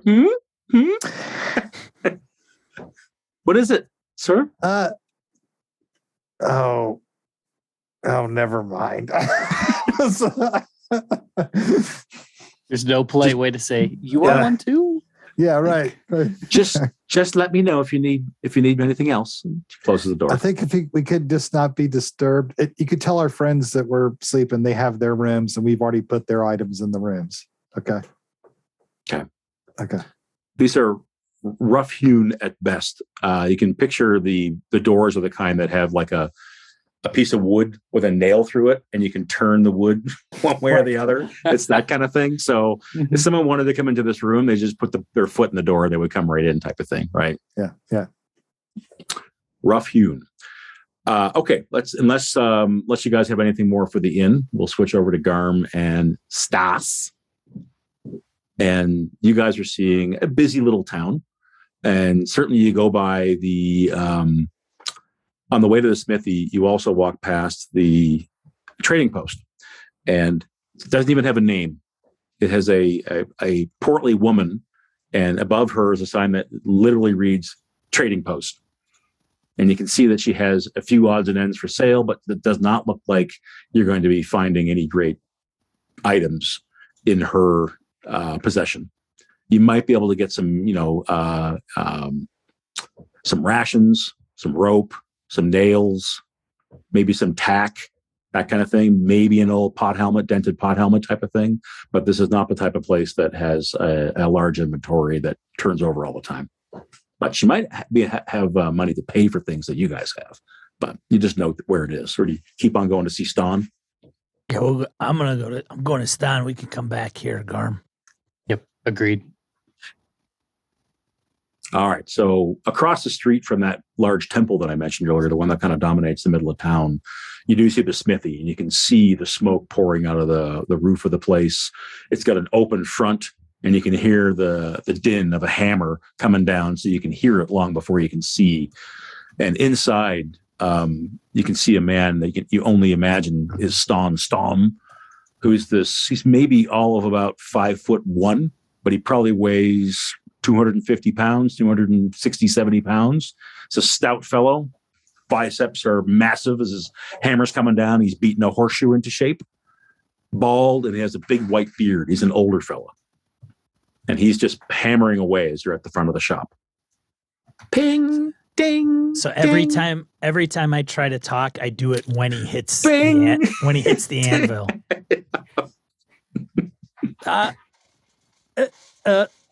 Ding, ding. Eventually you get his attention.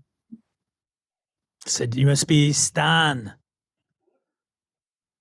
He turns, he goes, oh, he's got a big leather apron on. You can tell that it's the sort of garment he's worn for years and years. There's tons of scuffs and burn marks and everything else all over it. He takes it off, hangs it up, puts his hammer away, grabs tongs and puts the horseshoe in a bucket of water, pulls it off, lays it aside, says, oh, I'm coming. Takes a rag, wipes off his greasy hands, comes over to you. What can I do for you? You're travelers, new to town. My name is Stas. This is my comrade Garm. Ooh. I don't know. I'll wait for his reaction to see that he's an orc. He kind of squints out. He's in the shade and you're out in the sunlight, and he kind of comes out to the edge of the shop. Am I seeing an orc here? Is that what I'm seeing? Yes. He's not part of a clan. He's an individual. Everybody's safe here. He points a short, very stubby finger at you, and it comes closer and it taps you on the chest, Stas, like thump, thump, thump. And he does the same thing to Garm, who's much, much taller than he is. Thump, thump, thump. He goes, no trouble. We want no trouble here. We've had trouble for the last 12 miles. We don't want any trouble. We're seeking solace for a couple nights, and then we'll be gone. Oh, you're travelers? Indeed. We are. Which way are you coming from? Coming from the west. We came down the river through the lake. Ran into Rust Brothers orcs and that mighty griffin that took out one of your cows. Griffin's been a pain in our arse. Almost killed me, that damn thing. Yeah, you and half the village and half of our animals. It's been bothering us all season. Have you had any encounters with the Rust Brothers or the orcs? No, the Rust Brothers are way west. They're coming this way if they haven't been already, or they went around you. Through all those orc lands. Wow, they must have had an outright battle. The orcs we ran into and killed one of their clan mothers was really injured. And then not far behind them came the Rust Brothers in pursuit. He chews his lip for a minute. You can see his eyes flick to the temple across the street. The kind of thing that Conn, if he were here, would know that the Rust Brothers would burn that shit down if they were here. And he's like, you're sure it was the Rust Brothers? No question. How far? 10 miles? 15 miles? Was it like a hex or two? I tell him. Yep. It's about that far. Yeah. Yeah, that's right. Oh, I thought they were focused way in the west. So last I heard. I don't know what brings them this way and I don't know how they came to be and encounter the orcs, but those orcs, they were torn up. They were fleeing, running away. Is that where you come from then? No, I'm from farther west.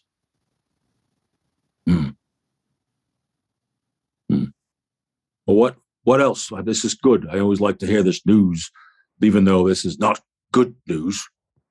This is bad news. We have an elf among us, another human. They'll be staying at the inn, I think, and maybe reserving some rooms. He comes much closer. An elf, you say? Indeed. You're quite the group, you are. Eclectic, if you will. Where is he now? Probably at the inn. We told him to go and reserve a couple rooms for us.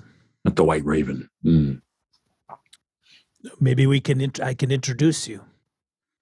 I'll come by tonight to see We him. all need a little bit of rest, so if we could get some hours apiece, but otherwise we have no reason to not to talk to you or convey any information to you. Oh, I hope not. You're enjoying the comfort of our walls, Of our course. warm beds. Yeah. We've given up some coin, I'm sure. Wow, we have to maintain everything you see here. When travelers come through, there's some mild taxes that must be paid.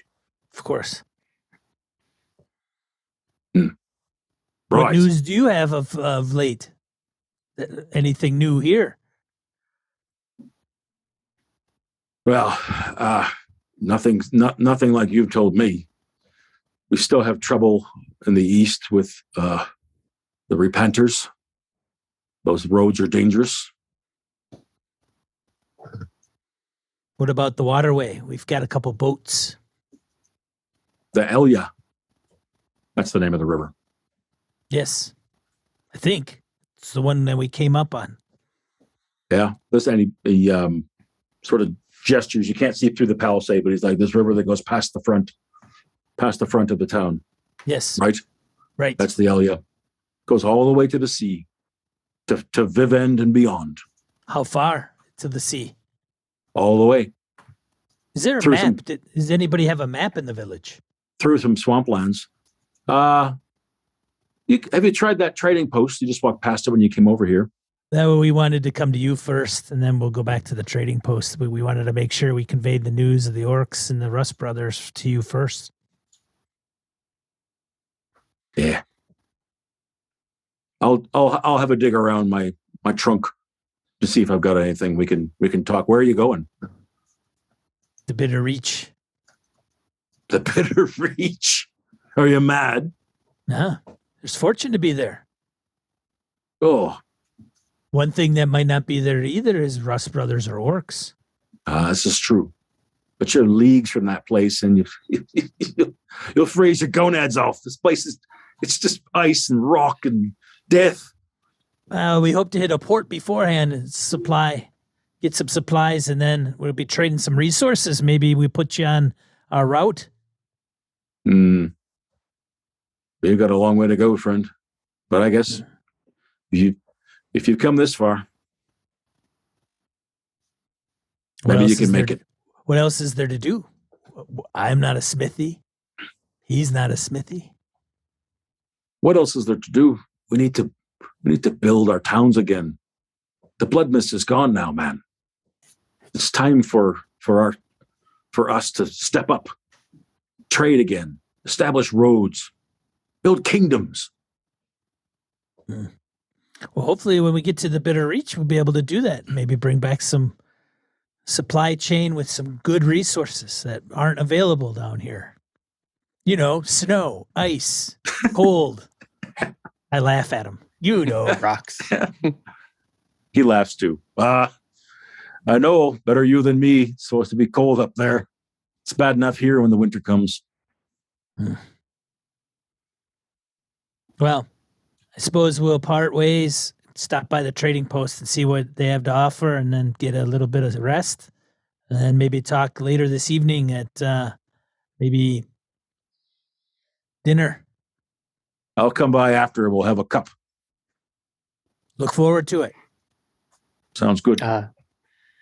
Right before, Garm's clearly letting Stas take the lead, not really wanting to talk a whole lot. But when they start to wind down the conversation, Garm will say, I do have a couple pieces of equipment that have been damaged in our travels. He kind of points at he pulls his shield out, and one of the straps is almost fallen off. And then he points at his armor that's got the clearly destroyed shoulder piece. kind of says, could you mend these, fix these? He asked you to hand him over. Give him here. Let me see. Yep. The armor takes a while. Comes up over, hands it over. He holds it up, kind of shakes it, pokes around where it's got damage, throws it onto a heap of other like tack and harness and stuff that he's going to work on. Yeah, I can look at that. And he takes the shield. I'll have a look. You might want to get a new one of these. I could make you one. He sets it off to the side as well. I'll have a peek, see what I can see. It'll cost you, but I'll see.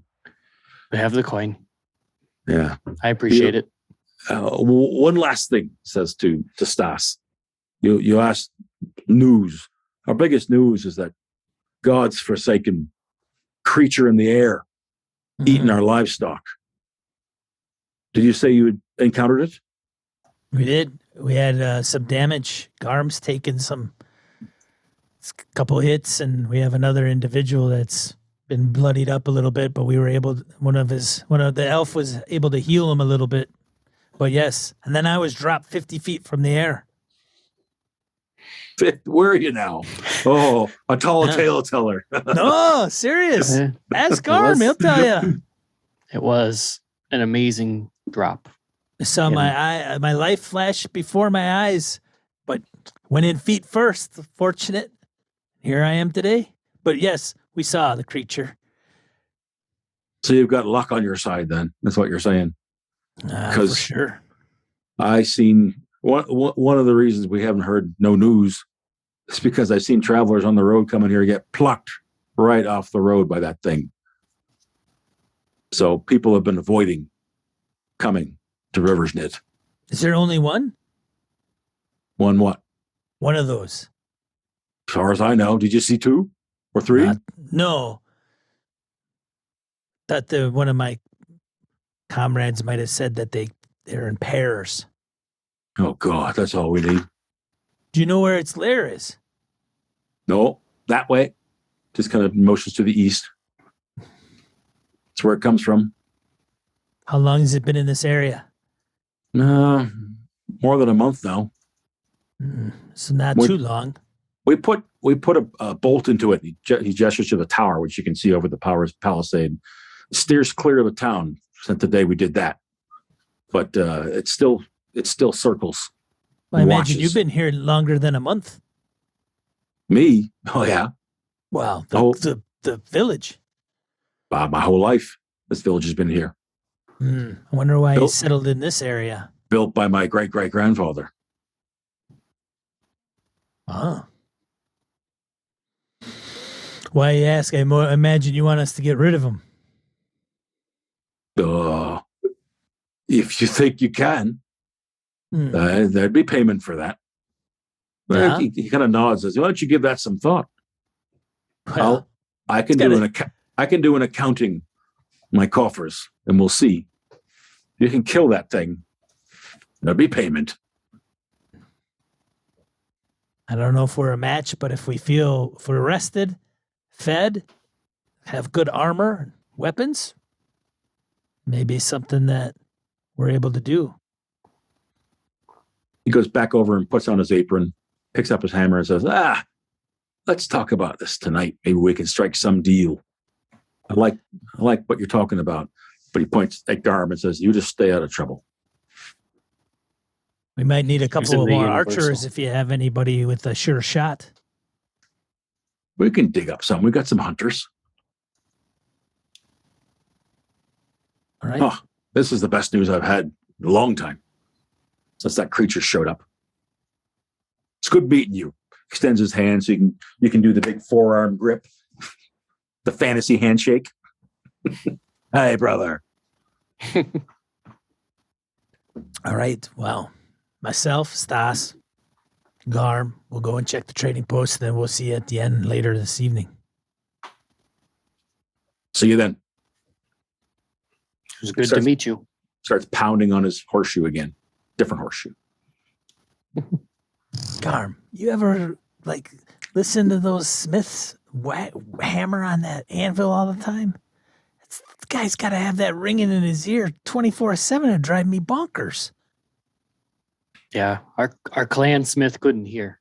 Like you had to either write it, or really most of the time you just kind of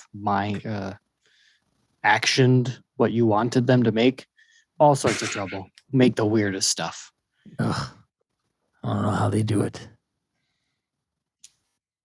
I have heard some will take wax and they'll stick it in their ears, but then they have trouble getting it out. Oh. Some of them got to be afraid they might hit their brain. Right? Go right through. Right. Should we check out the trading post or should we check on the other two? Well, we definitely could. Maybe get a lay of who's in there. We'll kind of stick back again. Yeah, They don't we seem should to like probably go to the orcs. trading post and see if they've got a map and any. I know that I think Conn needs arrows. Maybe see what they have for food, and I think I'm out of food. Close to it. Oh yeah. And we had that's right. We had rolled the night before in Q3 when you were at the base of the tower. Anybody off the top of their head remember if it's a less than a common or an uncommon item? There's a way to roll, is there not, to see if something's available? Is that right? Anybody remember? I don't recall. I can look it up. Common, uncommon. Yep. In fact, even if it's uncommon, you have to roll. So what I'm going to tell you is you stop by the trading post. You see Fat Darfa there. So Darfa is the kind of woman who you can't tell if she's sitting or she's on a stool or maybe there's some crutches involved or something. But she's a very large woman who sits back behind several tables of her wares that are all spread out. And these wares are largely junk. Stuff that treasure hunters have dug up, but is half rusted. There's some jewelry, there's some cutlery, but most of the things that are common in those trading good lists in the book are available. We'll have to roll for anything that's not. So you can get. She probably has some third-rate arrowheads that are here. If you want to buy a sack, if you want some blankets, there are some blankets where when you pat them, some moths kind of take off and go, head up into the air. But she's like, What can I help you with? What are you looking for? she's rocking. Well, this is probably. Do you have any maps?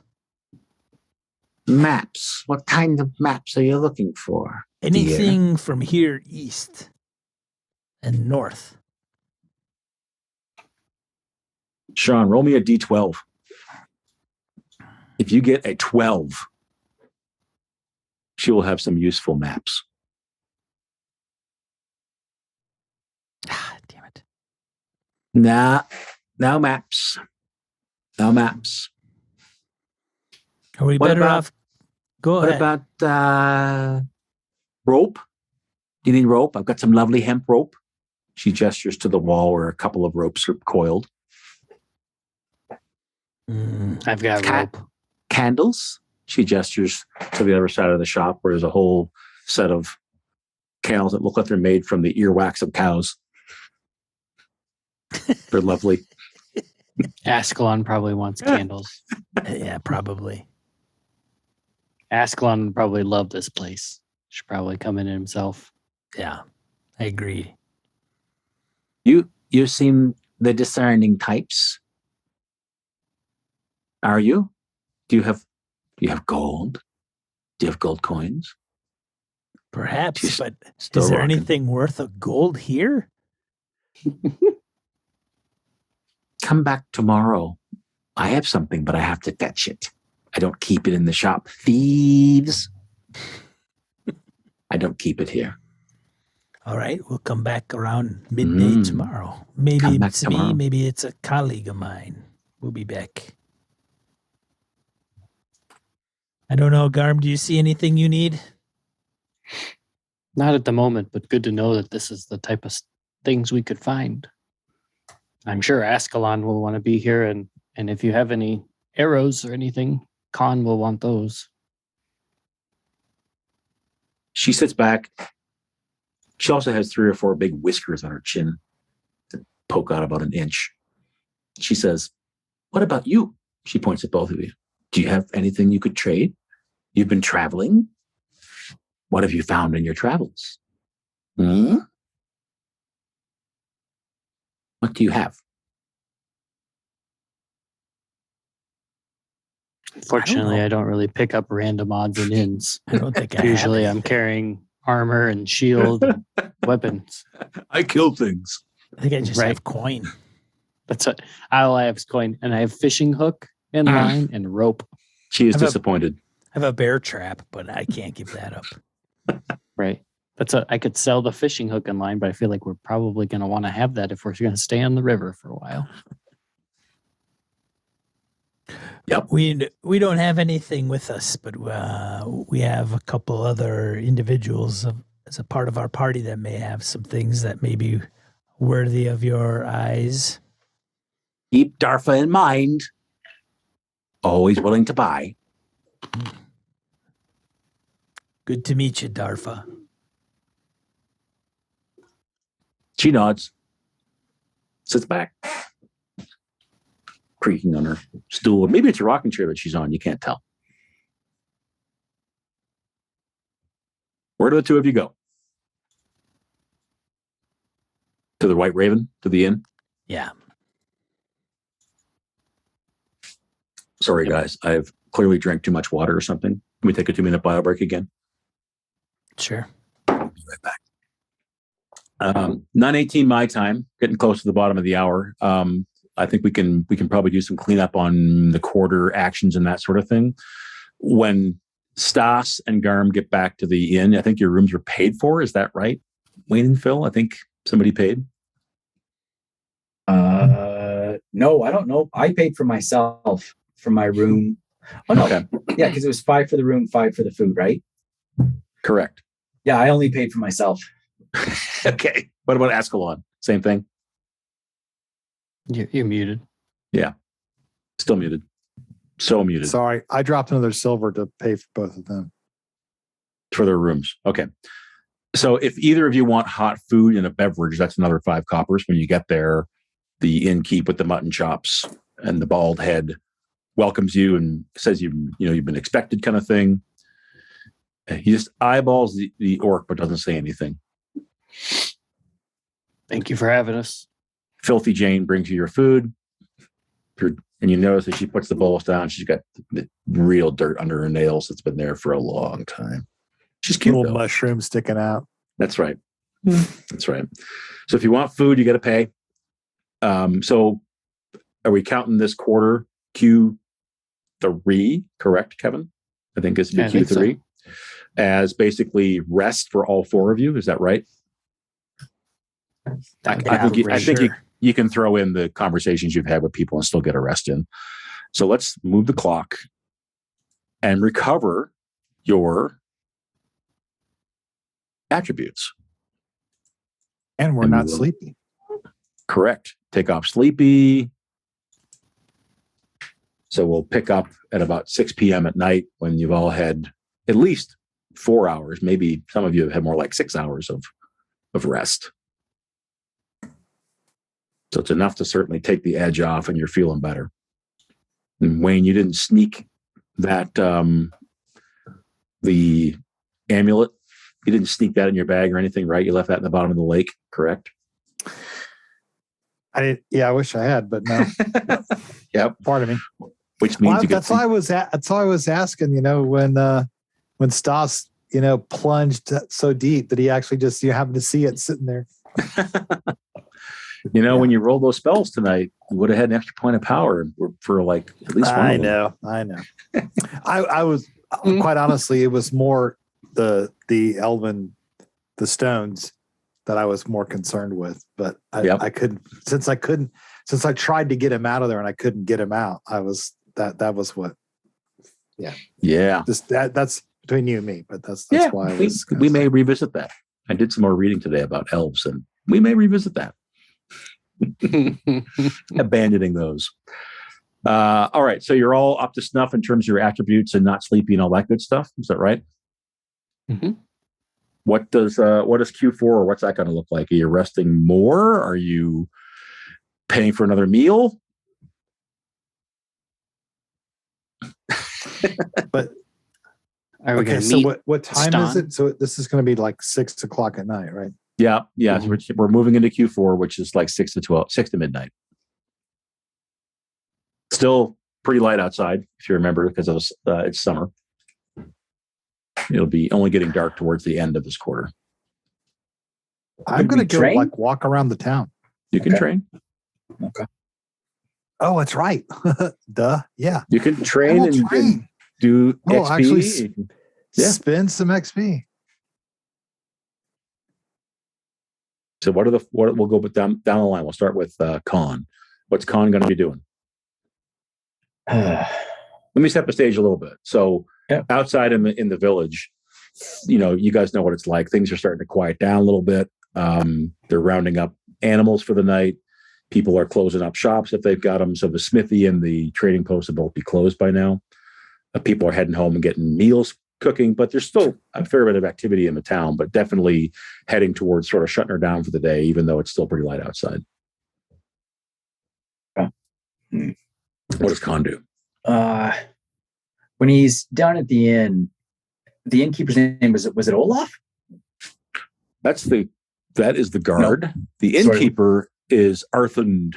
Arthund. Right. Arthund. Arthund. Is there an archery range in the town by chance? No. No. But there's an old target set up outside. Set up outside. By the watchtower. Oh, by the watchtower. All right, then that's where I'll go. Thank you. If any of my friends ask, that's where I am at. Okay. And I guess Conn, then, if it's cool, will leave. He's got his bow. He's got his quiver of arrows. That's looking a little light. I'm going to have to replenish that at some point. And he goes out to the target, and he's just going to start putting arrows as fast as can be into this thing. So I'm going to upgrade my fast shooter 2 to 3. So what that'll mean then is I'll be able to fire 2 arrows per round. Ooh, my. Whoa. Nice. Yeah. All right. So that's how I'm spending the quarter, Harrigan. I won't make you roll manipulation, but you do have to convince the 2 guys up in the guard tower that it's okay to do this. This is a target that they used to shoot the arbalist at, right? Okay. So it's basically a big wooden structure with a bunch of hay, kind of bales all packed into it. But you talk them into it. Okay. Yeah, lads, please. I mean, you saw what I did to that griffin. Well, maybe you wouldn't have seen it from up here, but I tell you, I put many arrows into it, which probably means for the next couple of days, you might have less troubles from that beast in the air. You got me to thank for that. All right. How about it? Just Appreciate it.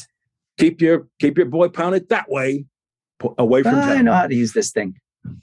Just see me just start, and then walking up, pull them up. Is this a pulling out wits the roll arrows. because it's a new talent, or is this? No, like a I've already level- got it. Level Harrigan, 2. I'm just upgrading it to 2 to 3. Okay, So it just happens. you're spending some experience. I am 9 points. 9 points. Ooh. Mhm. 9 points. Garm, when you roll out of your cot, what do you do? What's he got on tap for tonight? He excuse me. He's been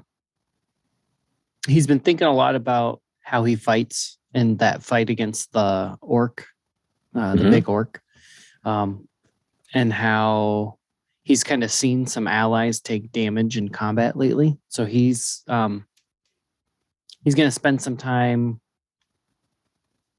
I don't know how much he like actually spars or anything like that, but he's thinking of some strategies how best to make sure that he can protect the allies around him.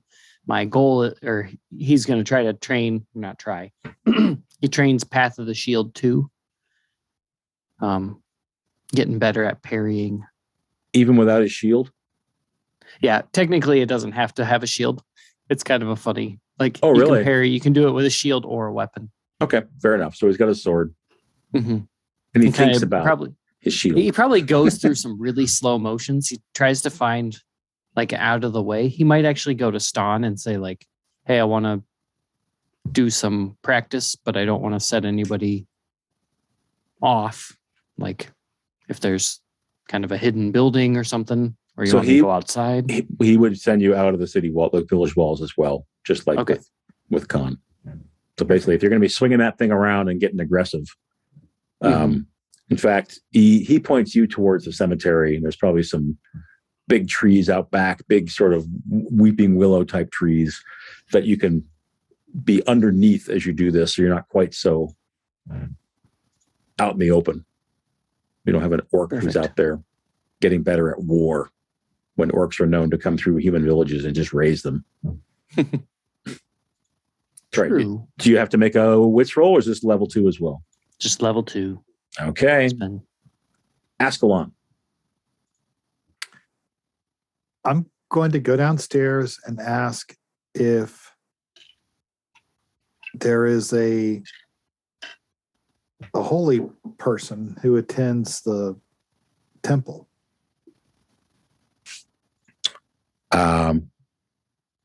Arthur nods. Certainly, we have a Raven sister here. Could I meet her? Stand by. I need a name.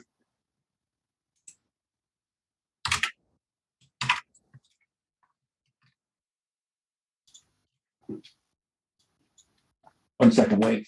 That's cool.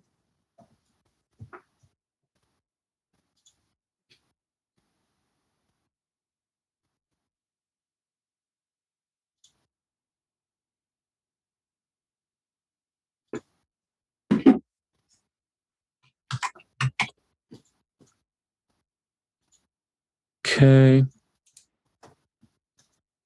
Arthur says, if you just go knock on the front doors of the temple, she's the only one in there, she'll answer. Thank you. I'm going to go do that. Okay. Askelon, you discover climbing the front steps to the temple, and this is a relatively modest structure. Probably seats all of 50 or 60 people or something like that inside for whatever services they hold. And even though it's after sort of the supper hour, by the time you get there, probably 6 or 7 p.m. or something, the 2 front doors are open. And you see a Raven sister inside in prayer. You disturb her? I will not. I will just go. Are there places to sit? Yep. I will just go there and sit quietly Benches. until. Yeah, I'll just sit quietly until she's finished. I will not disturb her. Okay.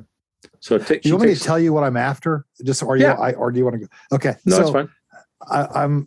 I want to try to befriend her. I want to find out if she knows the path of healing, and if she'd be willing to teach me. If she does, and if not, I want to meditate and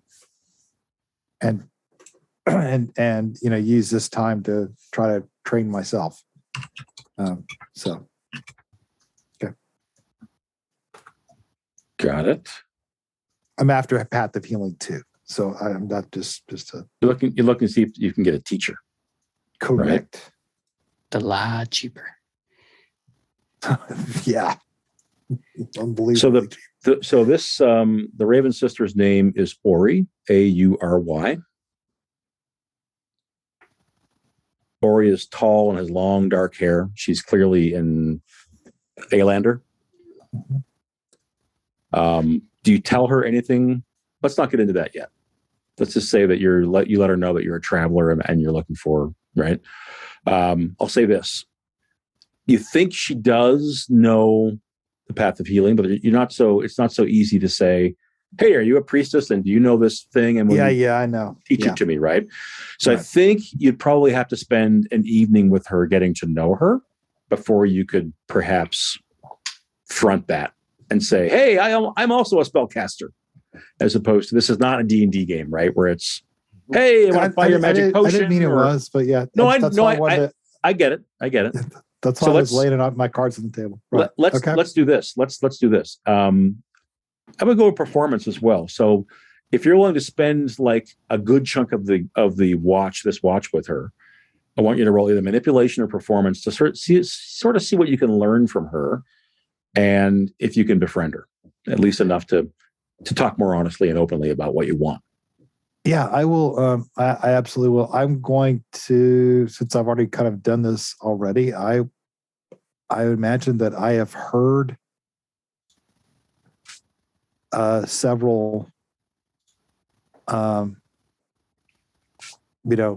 songs about the Raven, and in the long time I've been alive. So I will offer to sing a song that I had heard. Okay. And like an old one. And have you revealed that you're an elf? Oh yeah, I will not. Yeah. Yeah. Are you parading around town with your ears out? I don't think I just walked across the street. So I'm not hiding it. No, at all. Okay. So when you roll performance, go ahead. So I'm not going to like go around like this, but Right. Hey, when you roll performance, take an extra die for being elven, and take an extra die for your song. Okay. Your Raven song. See if it works.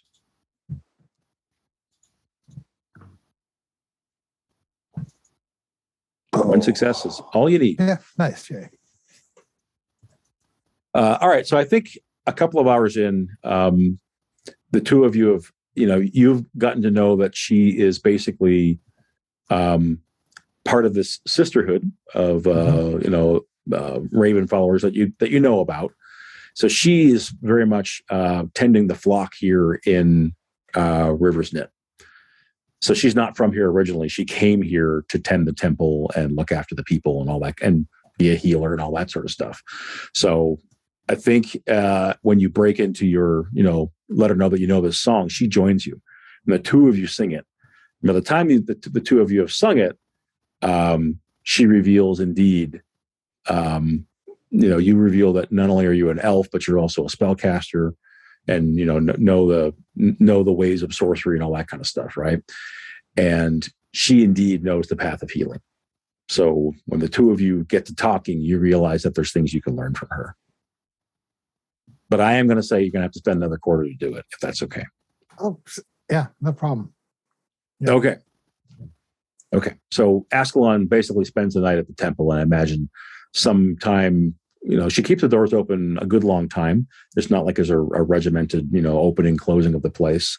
So the two of you probably reminisce and catch up about a lot of things. The fact that you're an elf, you probably know that, the Raven sisters have a special relationship with elves because elves allowed them to stay when they came into the Ravenlands instead of throwing them out, right? Like the dwarves wanted to do. The dwarves were like, nope, get them out of here. And they always let them stay, basically. So there's a lot of lore and stories and whatnot that can be exchanged. So Stas, while that's all happening, what do we see you doing? I'm going to try to obtain Path of Gold. And how do you do that? What's I don't that all know. about? Probably watching people negotiate and go, "Oh, that's not going to work. Oh, that should work." No, Is it a brand new talent? Yeah. So you're gonna have to make a wits roll, right? Yes. Okay. Or yeah. I'll just make the wits roll. Before you throw it, should we combine this with anything that you're planning on doing with Stom when he comes by? Because everyone else has jetted out of the White Raven. When he comes by, kind of like, oh, I thought we were gonna have a big discussion over killing the Griffin. We could throw your negotiation skills into something with him. If you're following me. Yeah, we could. Well, yes. Sure. Okay. So your wits roll will not only let you learn this trade, but it will result in how much money you can make as well. If that makes sense. It so does. if you fail it, you'll make less, or he'll offer less. I'll say that. Yeah. If you pass it, he'll offer more, and you'll have learned. What does the talent actually allow you to do? It's for Path of Gold specifically at rank 1. When you're about to buy an item, you can spend a willpower point to automatically negotiate the price down. And then the price is decreased by 1/5 for every willpower you spend. Nice. And you can spend a maximum of 4 willpower per item. Okay. So that's cool. Yeah.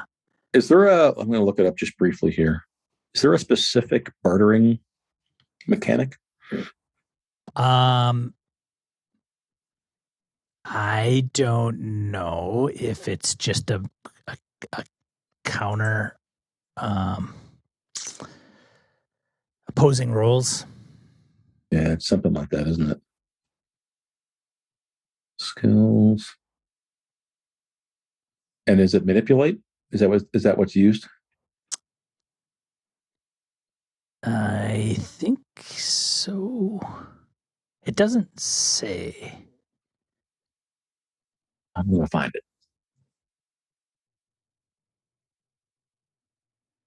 I don't know if for that particular talent, it just happens.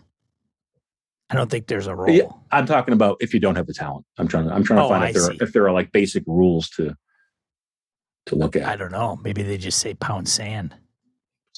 It is manipulation. Is it? Yeah, it looks like it's someone else's insight. I was gonna consider level 2 Path of Lies because that could really do the job with this guy. But I don't know if I could do both. Not at once, but while we're here. See, I could benefit from both. We'll make time. Right.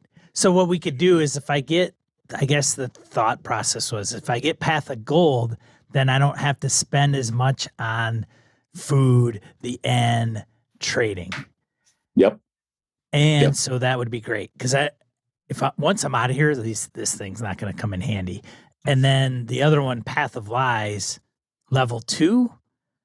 When you manipulate, which I'd have to make a successful roll, an NPC to make him believe what you are saying, regardless of whether it's true or not, you can spend a willpower point to automatically succeed. So I can roll first and then use the talent if I fail. So what I plan on doing with that is, we're going to go and kill the griffin and you're going to pay us all this money. And then, hey, we killed the griffin. Woo.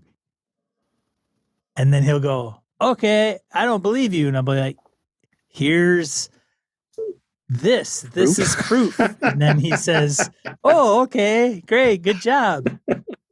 Okay. We just mosey the hell out of there. Well, hold fire on that.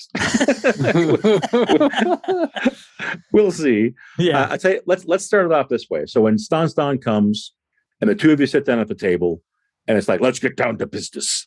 Brass tacks. Yep. I'm going to have you go. I'm actually going to have you go manipulation against manipulation because you're basically trying to argue what it's worth type of thing, right? Yeah. So roll manipulation. I'll have him do the same. Mm-hmm. God, I better get something out of this. I'm rolling 6 dice. Oh, you piece of crap. And So what'd you end up with? I got 1 success. As you can see, you got 3. So Of course you did. Yep. So you feel like you could have talked him. You're trying to talk him into 10 gold coins to kill this thing. Yeah. He's willing to give you 6. It's all we've got. It's all we can afford, etc. 6 golden coins if you can take this bird down. But this is enough, Sean, to justify you making the wits roll now to see if you can. You'll still have to spend the quarter thinking about what you could have done differently and all that kind of stuff, right? Sure. All right. So wits roll it is. Yeah. So make your wits roll to see if you can learn the Path of Gold. God.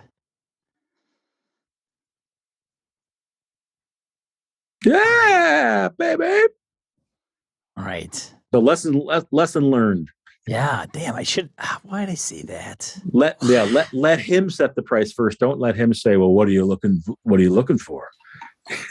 Right. The first one who Golden rule. speaks the Yes. money first That's right. loses. That's Damn right. it. All right.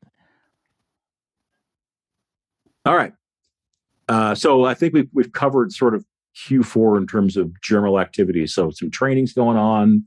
Askelon spends the night the evening in the temple, and our man Stas does some deep thinking. And you certainly don't have to agree to the offer, but in any way, shape, or form. But the current offer right now is 6 gold coins total. If you go and bring back the beak of that thing. All right. So I'd let the group know. Yeah. Should we call it here and pick up with Q4 next time, or are you going to sleep? Because if you guys are going to sleep, we can. It is going to be the middle of the night. It's now midnight, right? So you can picture Garm's coming back in as it's gotten dark, the sword over his shoulder, Conn coming in the other entrance with his bow, feeling good about. Yeah, I wasn't sure if I was going to come back, Harrigan. If we, my bad. That's okay. If we don't sleep, would we be sleeping the next day? Because I slept, I think it was Q3. Q3, right? You slept today, so you're okay. So it'll be okay. So is it possible then for Is he going to train some more? No. Well, I did kind of think about that, but I think it'd be kind of weird in the middle of the night. But just the idea of him being maybe if he can get up on the watchtower and see if he can spot fires in the distance. I don't expect, obviously, in the middle of the night to see the orcs or the Rust brothers, but I think Conn's probably a little paranoid that the Rust brothers are eventually going to show up here, and it's got him on edge. Okay. So maybe we could represent it this way. It sounds like a little bit of maybe some scouting from the watchtower and maybe even some sort of camaraderie and befriending of some of the guards, right? Sure. But you're up there with them and you're telling them what you've seen and you're telling them which direction to look in. They maybe share a little nip of what they've got in their flasks, right? When it's 3 o'clock. When it's 3 o'clock in the morning, that kind of thing. So, yeah. Okay, cool. So Q4, you are not resting. No, you're up all night. Yeah. I can walk down the line here. You guys need to shout it out. What's the rest of your plans for Q4? Garm. Q4 or Q1? My bad. Midnight is Q1. It's Q1 the next day, isn't it? Yeah. Okay. And then was us just double checking in Q3? Did we all sleep and eat? Correct. Or were you just okay? So I don't Correct. necessarily have to sleep now. I could sleep later. That's exactly what Conn just did, where you got your sleep for the day already. Gotcha. Okay. So sorry, you're exactly right. Q3 was when afternoon, you guys all slept in the afternoon, and then Q4 was the evening that you spent that we just described. So this is the next day. I think. Do I want to do this now?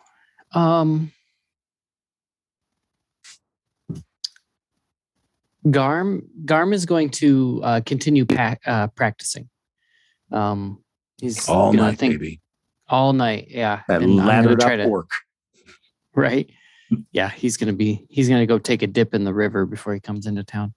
But he's gonna continue practicing and he's gonna train Path of the Shield 3. Damn. Finish that off. All right. Love it. So spend 9 more XP.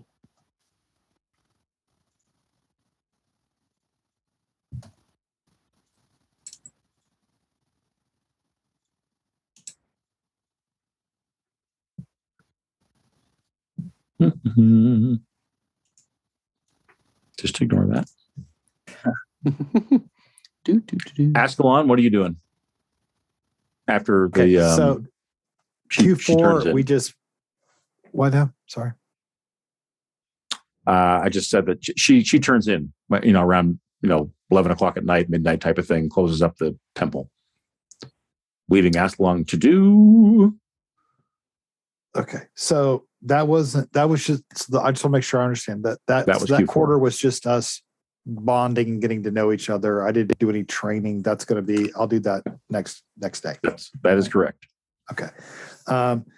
I will ask her when is the most convenient time to meet again the next day before she heads out. Yeah, and she says the evenings are good if you're willing to come back and speak with me more. We can talk about other things as well, path of healing and whatnot. Yes, that would be wonderful. Thank The you. daytimes the daytimes are busy as I'm looking after the citizens of the village. The evenings are good. He says if I can help with that tomorrow, please let me know. During the day? Yeah. Come by in the morning. Okay. I guess I know what I'm doing then. Yeah. Okay. So. Well, she doesn't mean midnight. She means 8 a.m. Right. I know. So, okay. So this is going to be, so you're asking that's finishing up Q4. You're asking what I'm doing Q1. Correct. Which is midnight to 6. Oh, okay.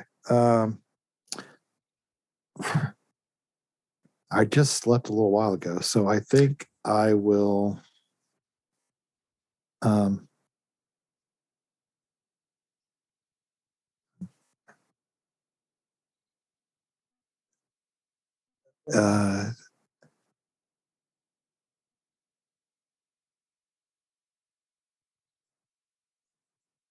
Sorry. I will. I haven't actually. I don't want to spend any experience until I figure out what's going on here. I guess I will go back to the inn and I will. Again, I'm just trying to kind of ingratiate myself with the people here and hear what's going on. So I will talk with my friends if any of them are up, and I will, sing a couple songs if there are people that are still up. And then I'll, head on to bed. Mm-hmm. Okay. So a bit of a combination of see who's around the inn and get some rest. So without going into too much detail, there is someone else staying at the White Raven, a scarred treasure hunter whose name is Siga. Siga sits with a drinking horn and his boots up and just listens to you as you're singing. But I would imagine you're not going to do this all night. Remember, this is midnight to 6. So probably 2 a.m, he just raises his flagon to you. Sure. And says, where are you and your fellows going? I saw you come in today. You're headed downriver. Yes. Dangerous way, that. You know of this way? I'd like to hear about it. He says, I do. He raises his horn and says, but it's late. If you're here tomorrow, we can talk. Maybe around midday or so. That would be great. Thank you. He nods. All right. So if you want to take a note, some rest. Yeah, you can meet with Siga, Siga, tomorrow to talk about the way forward down the river. And then Stas, Q1, midnight to 6. After you've struck, you haven't struck a deal, but you've gotten an offer negotiated with Stom, and you've figured out what you would do differently next time. You've been at the inn the whole time.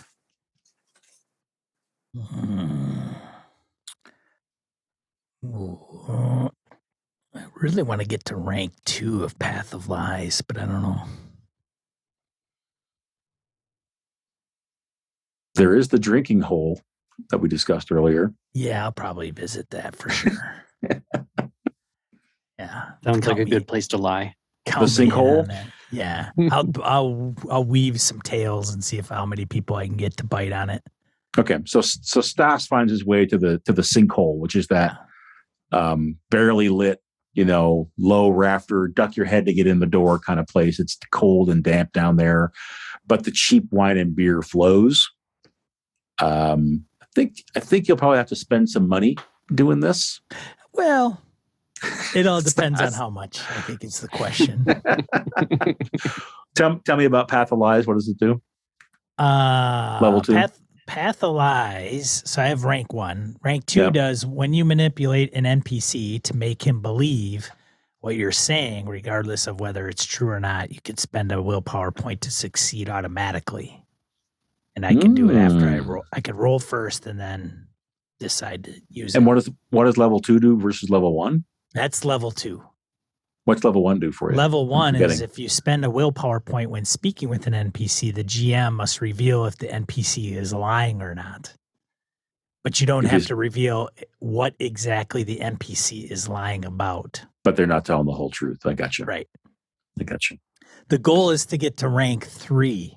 Because see what so what's happening with the peddler is the talents are very socially based. And if Yep. we're out in the middle of nowhere, they're not gonna do anything. Like Right. Path of Gold is like, oh, you always have a gold piece. Fantastic. That's pretty cool, actually. It is if you have the opportunity to use it. Yeah.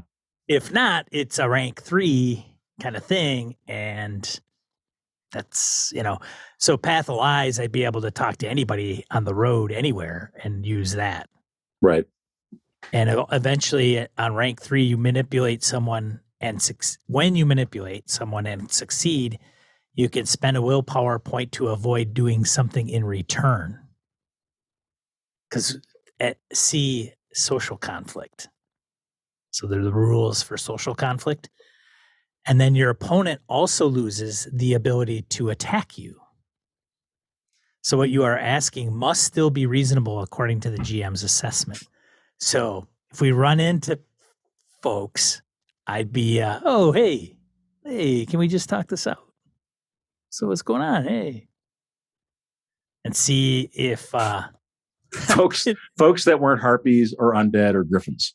Yeah, well, there's plenty of bad humans and elves and dwarves and goblins and halflings around. Yes, there are. So, all right, so let's go ahead and make your wits roll, unless this is just stepping it up, right? So you just automatically do it. Yeah, you don't need a wits roll, right? For level 2? Yeah, I don't think so. Let me look.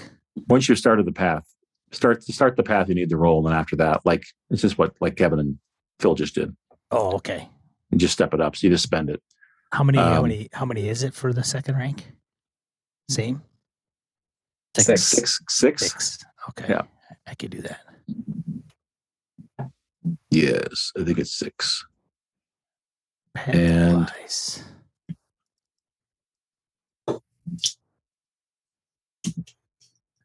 Rank 2, blink. And I would also I'll let you pick. You can throw either performance or manipulation. Okay. And the more successes you get, the less this whole stint's going to cost you in the bar all night. Okay. All right, here goes my manipulation. We're going to start with 3. Okay, you're going to roll 3. Unless you push it. You can push it. I'll definitely push it. Okay. But you've got one Sorry. earn Yeah, some that's willpower. 3. Oh, you do it. I was going to say it's going to cost you 3d6 in copper, but each success takes off a d6.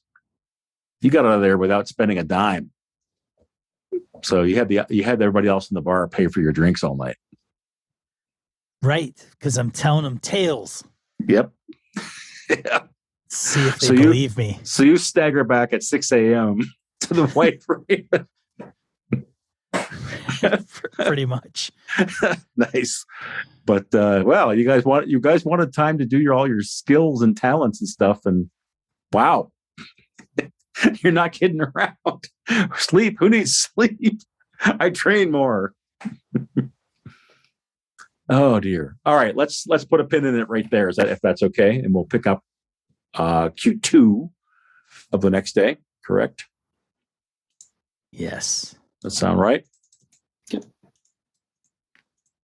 Okay, got my calendar set.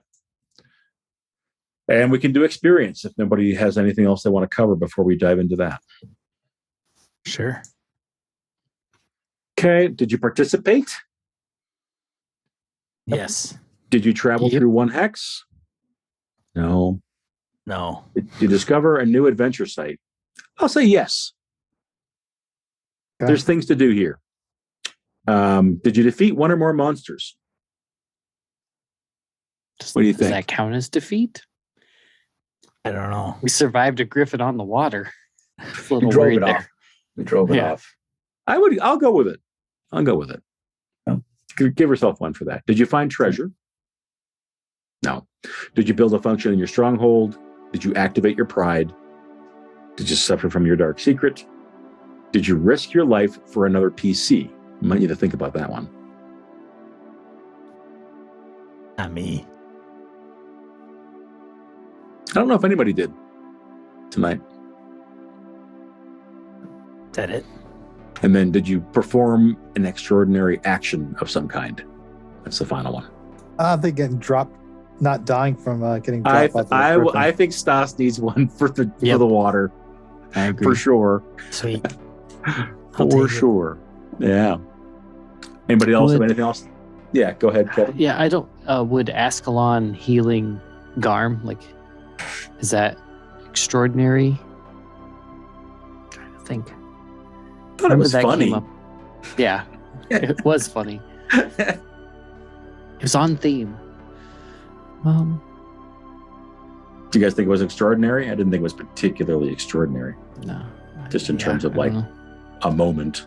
I think the Mhm. dropping into the water was kind of a moment. Yeah, Mhm. definitely. That was definitely one. Oh, Yeah. absolutely. I thought for sure I was gonna die. Yeah. For sure. welcome to the party, pal. the dice are fickle because even with 13, chances are actually pretty good you would have lived, even with 13 dice. Yeah. But you could have died with 7 dice too. Could have. Totally Yeah. true. Totally true. All right. Well, and if that's the case, then let's wrap up. I hope you guys enjoyed the session tonight. Yeah, I did. Yeah. Definitely. At some point, I'm going to be able to spend some experience points.